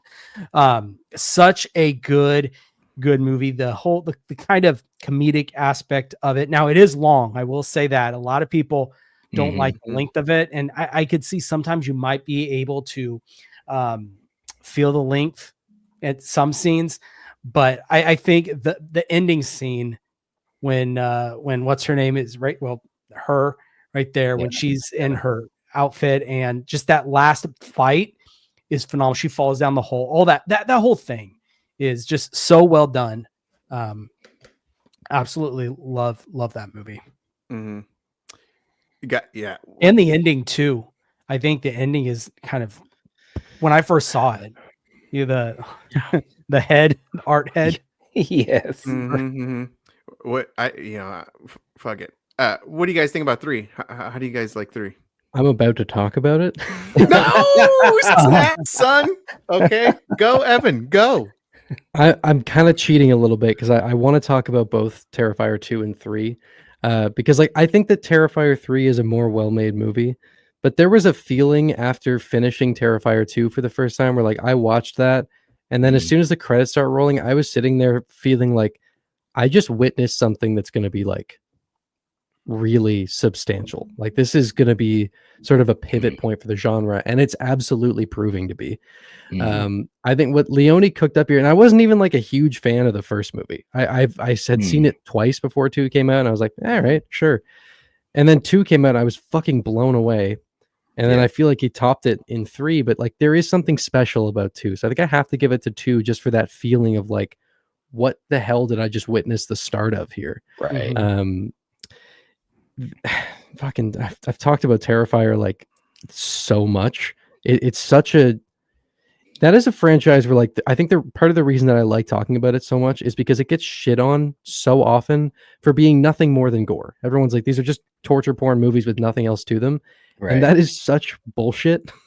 There is so much beyond the gore of Terrifier 2 and 3 with like religious symbolism and this divine storyline and Sienna's character and her arc into becoming this fucking Valkyrie warrior by the end of the second movie. Yeah. And then getting crucified throughout Terrifier 3. Like there's so much going on there with the father and the little pale girl, and just beneath the surface of this, it's a movie where like I get that people have found it long. I have never felt the length of Terrifier 2. It always feels like the perfect length to me. Even stuff like the Clown Cafe, I fucking love. Because after listening to the director's commentary and getting some of the context of what it means, you're like, that's really cool. I'll listen to that. I haven't had a chance to yet. It's the director's commentary for Terrifier 2 is so well worth listening to. Easily one of the most like revealing director's commentaries I've listened to. But yeah, I think it just felt like it was renewing something in the slasher genre that has been gone for a very long time. I do have to agree with that. 100%. Yeah, like there was just this feeling of like, holy shit, we're back. And then like just this last year, having Terrifier 3 and The Substance be like the biggest movies at the time that they came out was like, okay, so we have a no holds barred unrated slasher movie becoming the highest grossing unrated movie of all time. And then we have a insane body horror movie getting nominated for Best Picture. Are we in the 80s again? Yeah. Like it was a crazy moment to be a horror fan, to see Terrifier 3 and The Substance just explode in the way they did. Yeah. You have those two in A Violent Nature, the success that has gotten. Absolutely. Yep. And I think it's just, you're starting to see more. And now Damien Leone, I think he said he's doing what, 1 or 2 more. 4. So 4, he said, is the conclusion. Okay. He had talked about how he was going to either do 1 or 2 more, and then recently he put out a post on Instagram talking about how Terrifier 4 was going to be the end, which is exactly what I wanted, by the way. What do you think about them exploring his origins? I don't. He said he's going to explain it. I don't need them to go too much in depth on it because I like the mystery of art. And that's my biggest argument with a lot of there for a while, and that's what I think Hard Eyes did so well, is they give you almost an understanding of why the killer is why they do what they do, almost a rooting for, not in the sense of rooting for a killer like you would, like we talked about with Halloween Kills. You would root for Michael, but in the sense of you almost feel sorry for them, and you know there's a sympathy for these killers, which for me I'm not a fan of. Right. I want them to be evil simply just because that's what they are. Yeah. Right.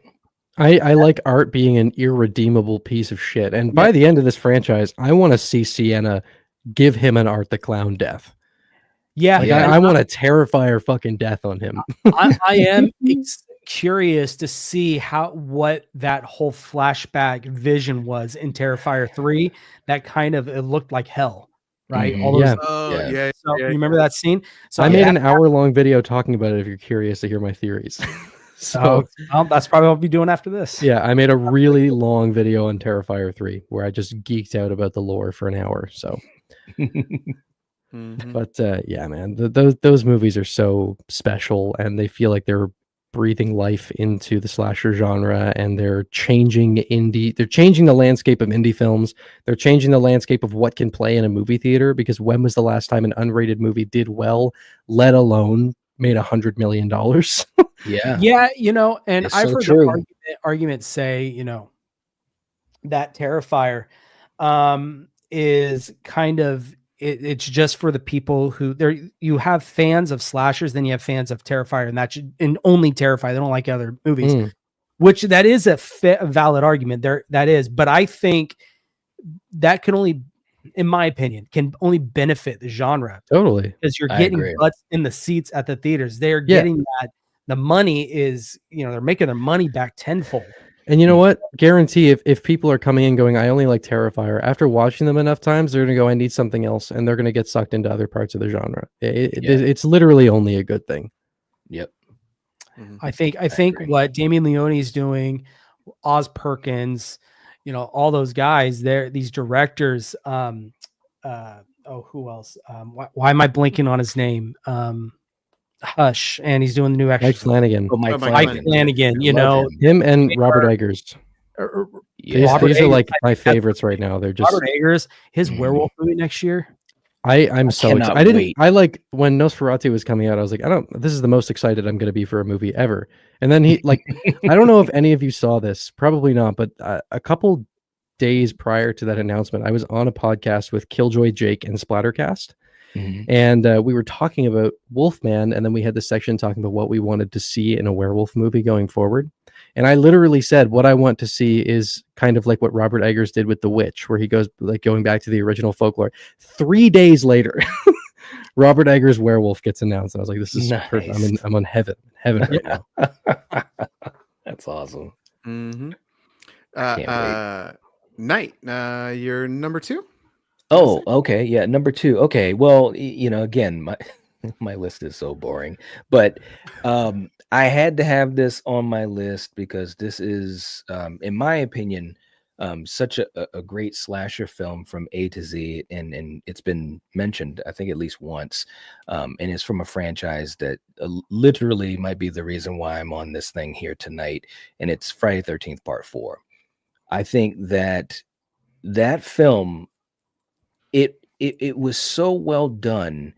And when you think about Friday the 13th films at that point, what he was able to do, like even the opening scene where you got the helicopter shot and they're coming right into the barn and you see the body of Jason, obviously from the end of Part 3. And right from that point, it's kind of like, wow, they're really putting some effort into this. This is really cool. And you had these characters that were so much fun. You had a great final girl. You had a child actor. And anytime you have children in a movie, especially when you're talking about a horror movie, like there is a gamble, because it could either make or break what you're trying to do. And Tommy was so central to that story, and Corey Feldman did a fantastic job with it. Ted White as Jason was phenomenal. The oldest Jason at the time. I think he still holds that record. He was 50 something. He was like 53. I think you're right. Yeah. You wouldn't have known it. You wouldn't have known it.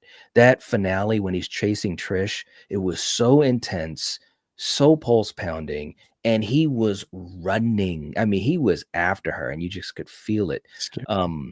It was just great. Savini came back. Jason being killed himself. That was with the machete going through his Bro. So what are we doing? Just like, are you serious? I remember seeing a clip of that on YouTube when I was like 9, and I was like, this is the most insane thing I've ever seen. Like, So it's just, to me, it's one of the best. If you're going to a slasher film and you want all the elements A to Z, you want the kills, you want the blood, you want the final girl, you want the characters. This is a great example. That's exactly what I was saying earlier about it, kind of like summarizing everything that you expect to see in a slasher movie. It's got everything.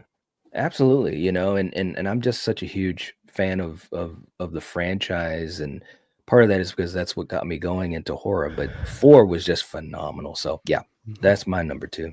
Yeah, it's a good one. My number 2 is Part 2. For the longest time, it was Part 4. But I just have more fun with Part 2, even though I think Part 4 is the better overall film. I still keep coming back to Baghead, Jason. Such a creepy look. Yeah, I freaking love it, man. There's so many great movies towards the end with the head of his mom on that table. I love the opening of this film when it starts with is it Alice, right? Yeah. The survivor of Alice. Yep. And blah, like she don't make it, and so you, as a viewer, you expect her to like have a longer role, and I love she did too. Yeah. She thought she would too. Ain't that the truth, man? But yeah, you expect it, and I like how there's that twist. as a viewer. So then you're like, what's really going to happen? Mm-hmm. And I think we talked about it, like the final girl, Jeannie. Jenny. I Yeah, don't think we have talked about Final Girls yet. but like she's really good in this film as well. She's a great final girl, and the end of the film, just how crazy it is, of course, with Friday the 13th films, but like this one again, it's got the TNA, it's got gore, it's got just the twist in the scary film. And there's great the imagery to this film as well, of just Jason just looking all, we touch upon it, just very different. And so I love it, man. I love part 2 so damn much. Again, for the longest time it was part 4, then part 2, and then I just flipped them. So anyway, yeah, I just love, and you know what? Maybe tomorrow it might be part 4, because I did love part 4 so damn much. Like, it literally has everything. And for me, I think part 2 does the same as well. But part 4, what sells it is just Corey just going ape shit. Like, his acting is phenomenal as a child actor, and just like him just going at it at Jason multiple times, right? And oh man, it is so damn good. And can we just talk about like the special skills he has with making those damn masks? What the hell, dude? Yes. Jeez, man. Jordan, your number 1. All right. Well, my number 1 comes at no surprise if you guys know me, but we're going the original Halloween. Fuck yeah. This has to be my number 1. The one that's launched careers, Jamie Lee Curtis, the original Scream Queen, in my opinion. What release is that? What's that release is Blockbuster box sets. It's nice. Nice. I like on that. the VHS slips right there. But anyways, no, this movie for me, one, it's the reason I love horror films in general. This was my first one I've ever seen. The reason I love slashers, I love the idea that, he's not known as Michael Myers in this movie. He's known as the Shape. He's the embodiment of evil itself. I mean, it started the whole, the opening shot, I think, is one of the best opening shots of any movie. The first person putting on the mask through the eye holes, going, and I just want to talk about his sister's boyfriend, how he didn't see him is beyond me coming down those stairs. But, no, I think this is just, in my opinion, a perfect slasher film. Everything about it, I think it hits on all levels. Donald Pleasance as Dr. Loomis, it's great. I love it. The ending is phenomenal. How it just, he gets shot, falls, and then they go look down at the balcony and see that, you see where he was at. It's gone. That score starts in again. It's phenomenal. And I would even argue 2 is almost the perfect sequel to pick right back off right after Halloween night. So I agree. But yeah, so that's my number 1 Halloween. Evan. At my number 1, I have gone to coincidentally another Canadian slasher movie, Black Christmas, which I mean, going from Terrifier into Black Christmas, you kind of get a good example of like the broad spectrum of the point of slasher movies, because even within this subgenre, there's a lot of variety in what you can find. Black Christmas is in sort of the similar vein as Texas Chainsaw, where you don't see much, but this I wouldn't argue is as visceral as Texas Chainsaw. Black Christmas is all about atmosphere. This is just like perfect theater of the mind, slow burn, atmospheric, like shadow driven horror, and it's done to perfection here. Everything about this movie, the really warm color palette, like it feels like a Christmas movie for the first 20 minutes. It's a very like warm movie. I watch it every year around Christmas because it fits so well with the season. Billy is a terrifying killer. The way that they decide to never show him beyond his eyeball, like we really don't. You get that shot where you can tell that they weren't anticipating 4K home releases of movies where he's killing Margot Kidder's character, and you can kind of see, you're like, all right, well, I can tell what actor they're having do this right now to try and throw me off. But it is such a unsettling movie. Like those scenes with Billy up in the attic, like rocking the chair with Claire's body in it, and just like laughing and crying at the same time, and like he is so disturbingly unhinged. The ending is phenomenal. That note of just the phone ringing and then the movie slowly zooming out from the house is amazing. And also, for a movie that came out in 1973, to have, and I'm not taking stances on this, we're not trying to turn it anything like that, but to have a plot about like women's bodily autonomy in the early 70s that was that aggressively front and center, that took balls. And that was something that like you didn't see a lot in like horror movies have always been very, upfront with certain political messaging, but that was such a touchy thing for them to like really aggressively explore in that movie. I thought that was, I still think it's a very confrontational exploration of that, even now. But aside from that, it's just so atmospheric. The characters are so much fun. Like this cast, when you get the mother of the sorority, she's hilarious. I love her. Just like hiding liquor bottles around the house. She's got them in the toilet. She's got them in books. She doesn't want to put on her gown. What is that? You? She's great. I'm endlessly entertained watching her. It's one of those, like, you have such a great mystery that is left on such a quiet, eerie note. Oh my god, Black Christmas is fucking amazing. Yeah. Thank you. Exactly, man. It's a classic. Knight, you're number one. All right. I mean, look, I think we know where I'm gonna go with this. Again, my list was boring. But especially for the folks, a couple of folks in the chat from my channel, they're like, I know we better say it. It's Halloween, okay? I mean, look, we talked about it. I know we talked about it, but I'm such a geek about this movie, and when I was thinking of a top 5, it automatically was at number 1 for me. And it's for reasons that, a lot of things you guys have already said. A couple of things I like so much about it. It's so simple. It's lean and mean, just like Black Christmas, by the way. And I love Black Christmas. It's a fantastic movie, so underrated. And Carpenter himself, drew inspiration from Bob Clark. So, let's put that out there. But the characters, they're dynamic with each other. It's not like they were the most fleshed out characters ever. I mean, even Laurie Strode isn't really, but they're entertaining and they're good together. But Loomis, Donald Pleasance, as Dr. I mean, he's Van Helsing, basically. That's what he is. Yeah.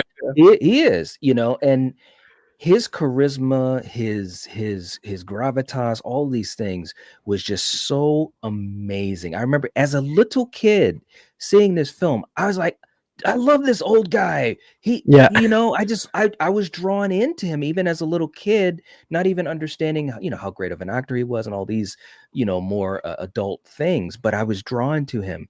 And it's such a cool movie. I can't think of another movie that does it like that, because you've got the killer, you've got the victims, you've got the final girl, and then you've got this guy that's trying to stop the killer.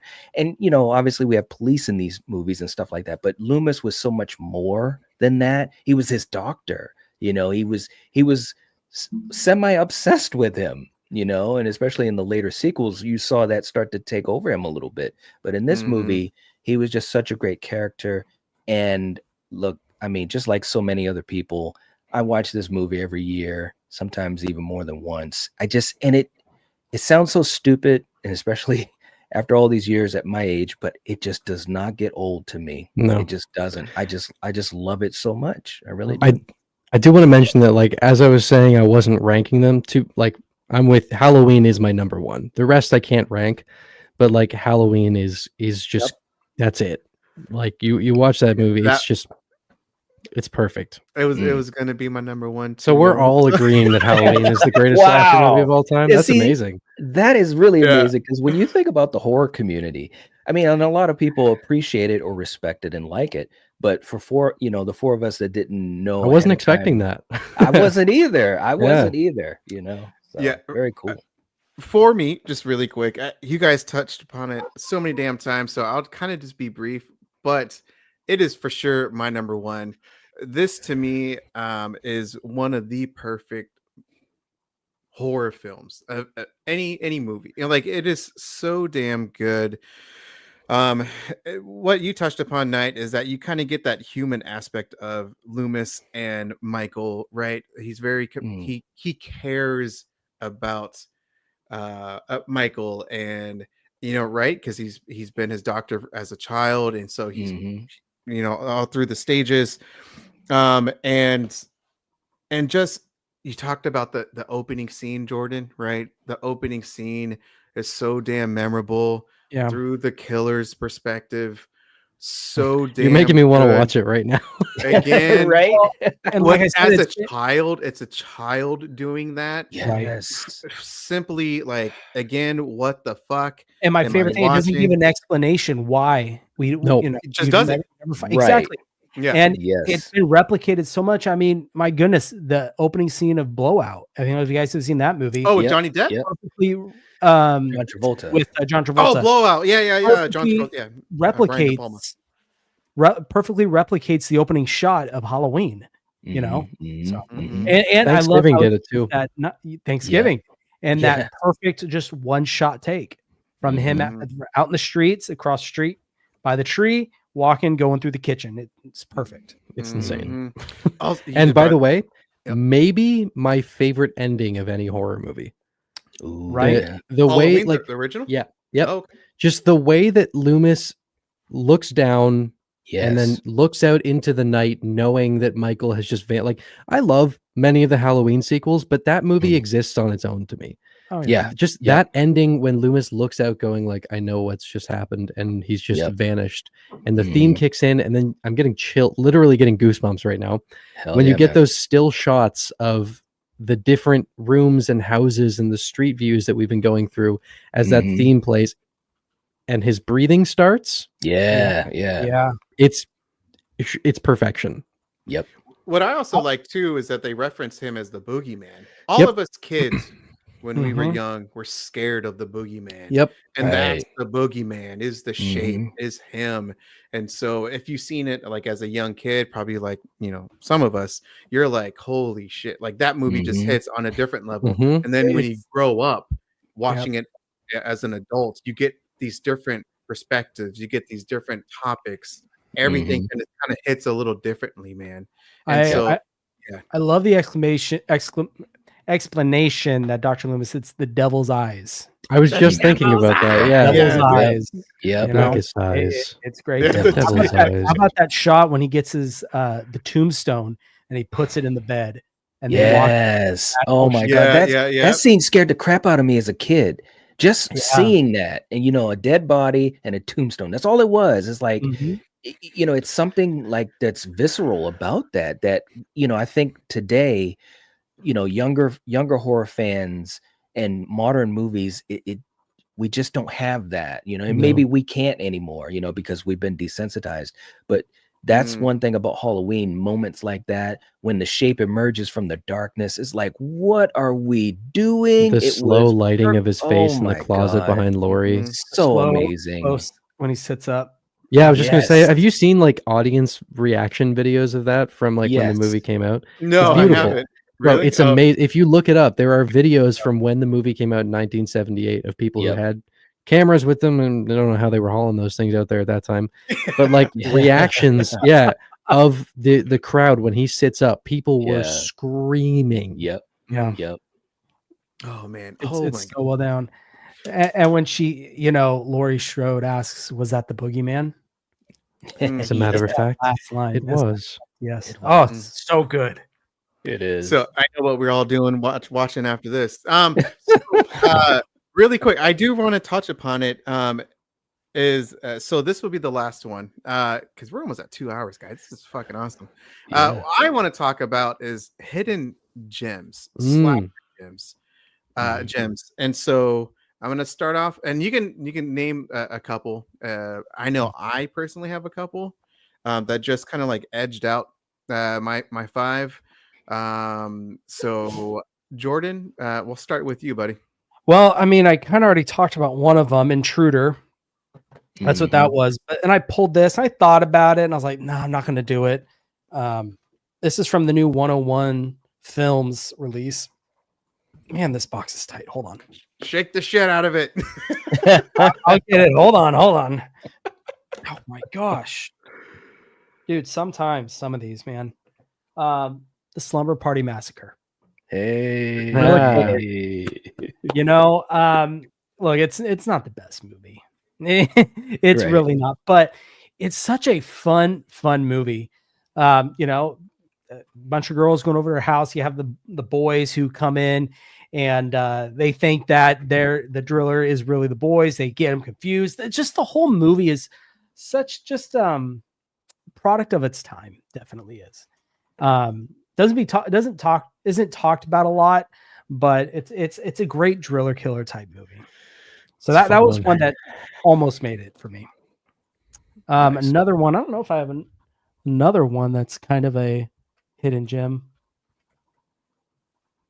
I don't know. Devil Times 5, that's another good one. If you guys have seen that one. I haven't seen that one. Someone mentioned it, I believe. Yeah, that earlier. one, or Blood Tracks. That's another. Vinegar Syndrome ones. Yeah. Blood Tracks. That's another great one too. Evan. I wrote out 5. Hell yeah. Give it. Some are like hidden gems, and there's some like about them, but I don't think they get the appreciation they deserve. I'm gonna start out with Blood Rage.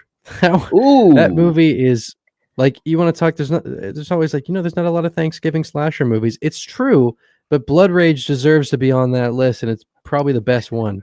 That movie is so endlessly entertaining. It's not cranberry sauce. Yep. So good, man. That movie's so funny. It has like this just sleazy 80s slasher exploitation vibe to it. The story is so silly. The characters don't exist, but it's such a weird feeling movie. There's something about the way the dialogue is paced in Blood Rage that like you're watching it and you almost feel like you're drunk, because like lines are getting like stretched in bizarre ways with the way that they're being delivered. It's a very strange movie, but it's really fun and it's really fucking brutal. Yeah. Super quotable as well. At my second one, I have Behind the Mask: The Rise of Leslie Vernon, which people have seen that movie. I don't think that gets talked about nearly enough. That is such a fun examination of, and I'm not generally a fan of like meta horror. It's just not really my thing. Like, all the respect in the world to it, Scream is not one of my favorites. It's just not like the tone that I tend to gravitate towards. But Behind the Mask, I love so much. And you got Robert Englund in this sort of, like a Dr. Loomis type role. But what's so genius about the movie is how they flip the perspective going into the third act, where you have this whole thing where it's like an examination, and then they go, but here's the execution of everything we've been talking about. And the guy who plays Leslie Vernon is so good. Isn't that a found footage movie? Yes, the first 2 acts of the movie are found footage, it's very very cool. Love Behind the Mask. Then I haven't seen this in years, but I remember really liking it. It's an Australian one, I believe, called Charlie's Farm with Kane Hodder. Have any of you seen that? No. I don't remember much about it, but just the fact that like all these years later, I still think about it and I'm still like kind of going, I should check that out again. There was this tone to it that I just really enjoyed. And the movie might be terrible, but it's just one of those like slasher candy movies that. What is that? Like Charlie's Farm. It's got Kane Hodder, of course. But it's a lot of fun. I need to revisit it. I'm bringing it up mostly because I want to remember to revisit it myself. Then I've got 2 more. Stitches, which I mentioned already, that Irish one about the killer clown. This is like a good horror comedy kind of thing with some insane kills and a really fun killer and some really fun lore. Like the lore of that movie, what they do with with clowns. I won't say much beyond that. But this isn't just like, oh, he's wearing a clown mask. It's part of his character in some really fun ways. The last one is not necessarily like hidden. I just don't think it gets enough respect when talking about slasher movies because it's usually just referred to as a home invasion movie. And that's Mike Flanagan's Hush. It's kind of perfect that we brought up Mike Flanagan. I thought that Hush was so good. And like, even I was going like, is it a slasher? I'm like, there's enough kills in it that I could comfortably call it a slasher movie. I've got no problem saying that. Yeah, I agree. Also, probably my favorite final girl. Maddie in this movie is so resourceful and smart and badass. That scene where he's breaking into the house towards the end and her thing is to like, I'm going to my laptop, write my goodbyes, write his description. The music is swelling. I'm like, I love this woman so much. And so does Mike. Yes, he does. She is at such a disadvantage in this movie that it makes her fight even more impressive. So I fucking love Maddie. I love Hush. I think it's a super underrated movie when it comes to the discussion of slasher movies. Did you? Thank God it finally got a Blu-ray release. Oh my God. So that's what my question was. Have you seen the shush cut of the? I have not watched the shush cut yet, dude. I can't tell you how excited. As soon as it came in, Dylan from Splattercast, he's a very good buddy of mine.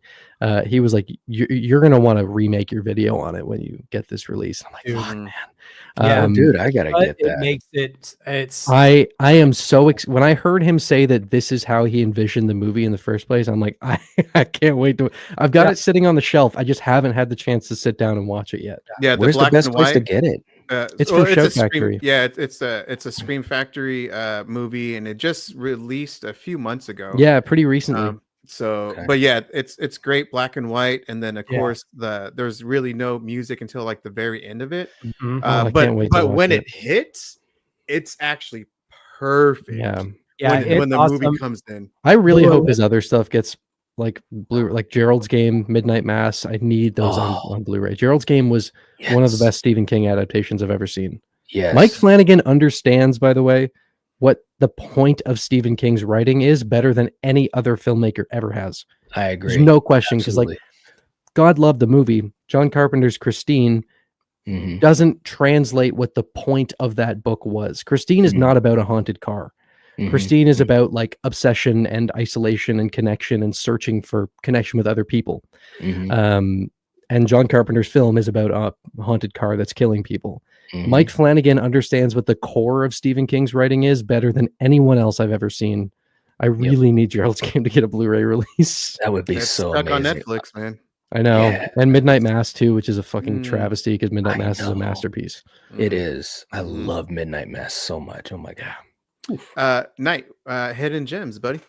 Hidden gems. Okay, well, I've got, all right, let me just run through this. One of the hidden gems that actually was a surprise to me. We were doing a bunch of slasher movies for a series on my channel, and we were watching slasher movies cold. Some of them we'd never seen or heard of, especially from the early 80s. There's this slasher film called Just Before Dawn. It is a movie that we started to watch on a Friday night, and we just couldn't vibe with it. I was like, man, we got to talk about this thing on Monday. I can't even get through it. So I told Coriander, I said, let's go to sleep. Let's try it the next day. The next day we watched it in the morning, well rested and so forth. We loved it. Takes place in the woods, campers type of thing. And I love that type of shit anyways. But it was such a cool vibe to it. And the final girl in it, I mean, there's something that she does I've never seen in a movie. I haven't seen it since. That's all I'll say. You said Just Before Dawn? Just Before Dawn. Yeah. 1981. It's not like a Halloween, or it's not perfect or anything like that, but it's fun. It's like, especially if you like that type of setting in the woods. And it was one of the few movies that, after not liking it, and it was because we were both tired, that was the reason why, but watching it that second time, we were like, holy shit, this is really good. I like it. That's right, Mark. I won't give it away, but that's one. I also want to give some love to The Hitcher with Rutger Hauer. Oh, that's I I love that film so He's much. fucking And scary in that Bro. film, Dude, that Bro. scene with the 18-wheeler, yes, bro. yeah, I yes, it came out of left field for me. I was like, what Yeah, in right? the world is going on here? Like, I knew know. you were crazy. Yeah, This you just took it and ran with it. That was- yeah, yeah. It's such a great movie. It's so underrated. Nobody talks about it. Yeah, I don't even talk about it enough on my own channel, but it's such a great movie, a hidden gem for me. I also, and then this isn't really hidden per se, but Watcher with Micah Monroe. That was a really cool slasher. That was You a like, couple years ago. Yeah. yeah. I really loved that. I'm a big fan of hers. Ever since I saw It Follows, and it was creepy. It was moody, atmospheric, and well done. So Watcher's another one I like. And my last one is Pieces from the early 80s. I need to see that so Mm. bad, man. Bro. I haven't. Oh, it's on my list, man. Bro, Oh, watch it. Bro, watch it. If you like, especially that early 80s vibe and kills and just know. crazy ass shit, that's the movie to watch. oh, damn. Oh my gosh. Okay. Yeah. Yeah. Oh, that movie is definitely on my list. Arrow Video put out like a nice release. I need to get it, but yeah. Oh my gosh. Yeah. Pieces. That's definitely the ones I've been eyeing at. My little hidden gems. I don't know if it's really not hidden, but fuck it, I really like them. Is Maniac. Joe Hey, Spinell. there you go. Maniac Yes. is That movie's fucked. dude. Yeah, it is. I love this damn film. I have discovered that I really love grimy type Yep. films, man. And Nasty. it's Severin and Blue Underground has some great ones. But Joe Spinell, so fucking like terrifying. I watched this earlier today. This just edged out my top 5. I mean, this was just on the list. I think I sent you guys, but like I just flipped it, just edged it out. But like, guys, this, if you haven't seen Maniac, this to me is a must-watch film for the slasher genre, man. Just the ending alone is just like I know. Oh, wow. I love it, man. I love it. And my buddy Josh from the Beyond the Grave Media, he's the reason why I was able to see this, and because he just talked about this film. And so anyway, man, if you haven't seen this film, guys, seriously check it out. To me, it's like one of those staple films, or just, again, especially it's a film, maybe it's just forgotten over time. And his acting, Joe is amazing in this film. Tom Yeah. Savini did the practical effects. So that's one of them. Another film that I really love. It's a new. I don't know if it's a newer film now. I don't know. Time flies so damn fast. Triangle, with Melissa George. That's a good one. This is a great psychological That thing is slasher a mind film. trip. Fucking amazing, Dude, It's man. like one of those loop movies. Yeah, and It's great. it's so damn good, man. It's just not like this. Yeah, so good. Melissa George is great in here. And the ending to it, oh my Dude. gosh, man. I'm putting It's it down right now. It's a I don't want to trip, say anything, but man. it's Yeah. I've This been is writing down all the ones I haven't seen, so This is a film that I highly recommend. Go into it blind, please. For the love of God, don't see a trailer. Just go into it blind, man. I saw this. I think I want to say I saw it on Tubi, and I was like, "Oh my God, I have to get it." And so anyway, Triangle is a must. The last one is Hunt. Oh, I Hunt is so love good. Hunt. such a good movie. Yeah, I I watch this every October. Yeah, I was about to say that, Nice. buddy. The Yeah, perfect Halloween movie. Yeah, it is. It's mandatory for me in October, man. It's got the perfect October vibes. The theme, the killers are so fucking evil. This is like what we talked about earlier. They're evil, and that's all they are, and that's all you need.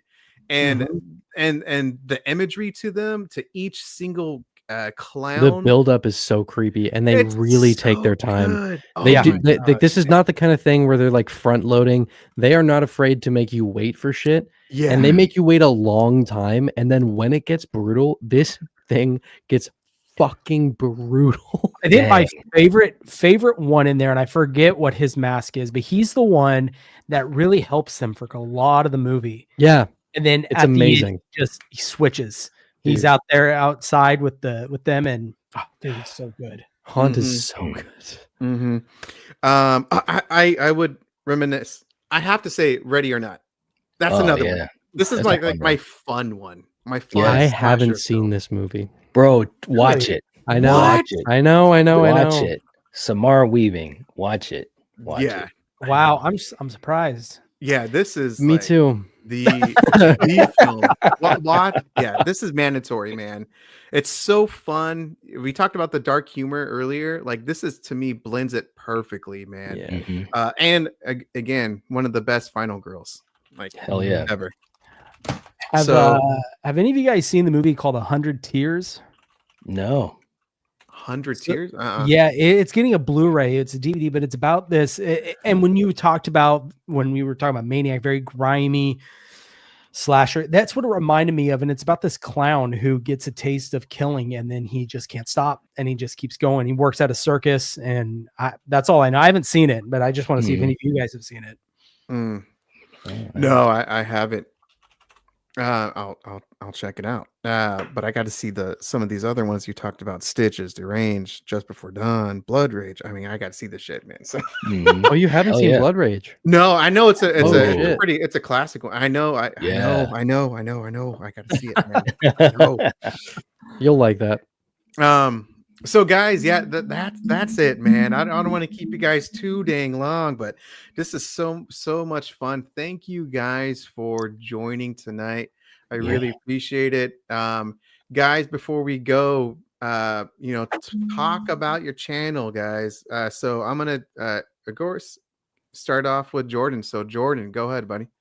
Yeah, well, I have the Movie Den, and we're just kind of a smaller channel, just going on 600 subscribers here pretty soon. I love it, loving the Congrats. community.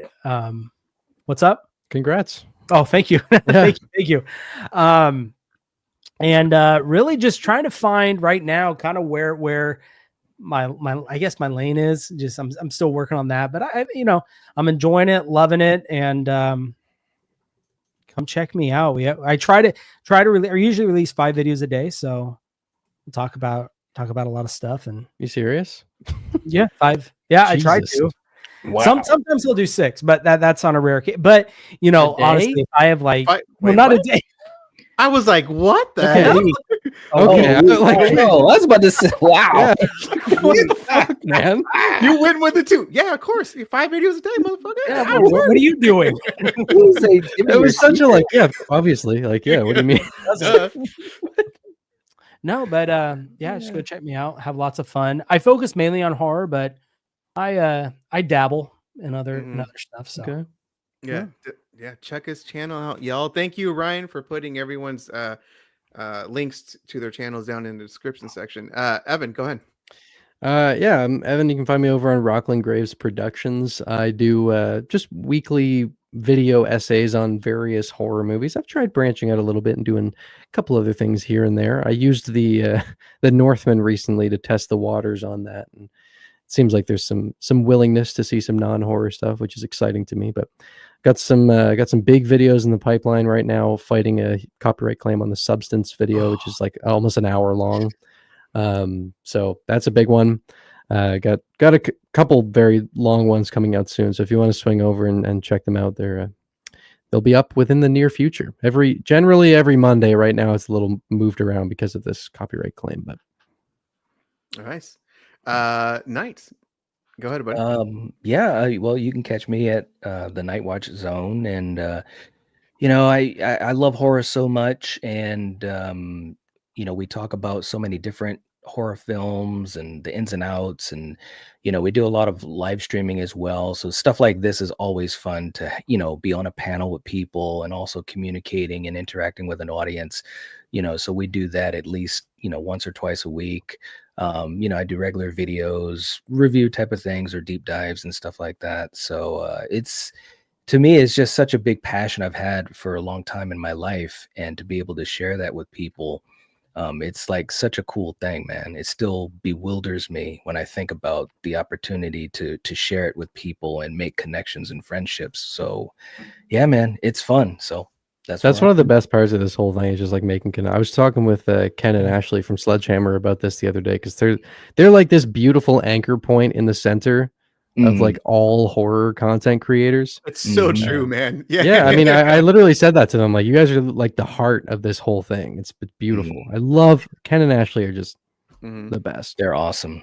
Yeah, hell yeah. Subscribe to them too, guys. Yeah, Sledgehammer Horror. Absolutely. Yeah, they're really close to 10,000 subscribers. So if you can help on that push, that'd be great. Yeah. Thank you guys so much. Thank you everyone for joining tonight. Again, all their links, it's in the chat, but it's also in the description section. Check them out. They're wonderful people, great physical and horror content as well, guys. So thank you everyone, and have a great night. See ya. Bye, guys. Take care.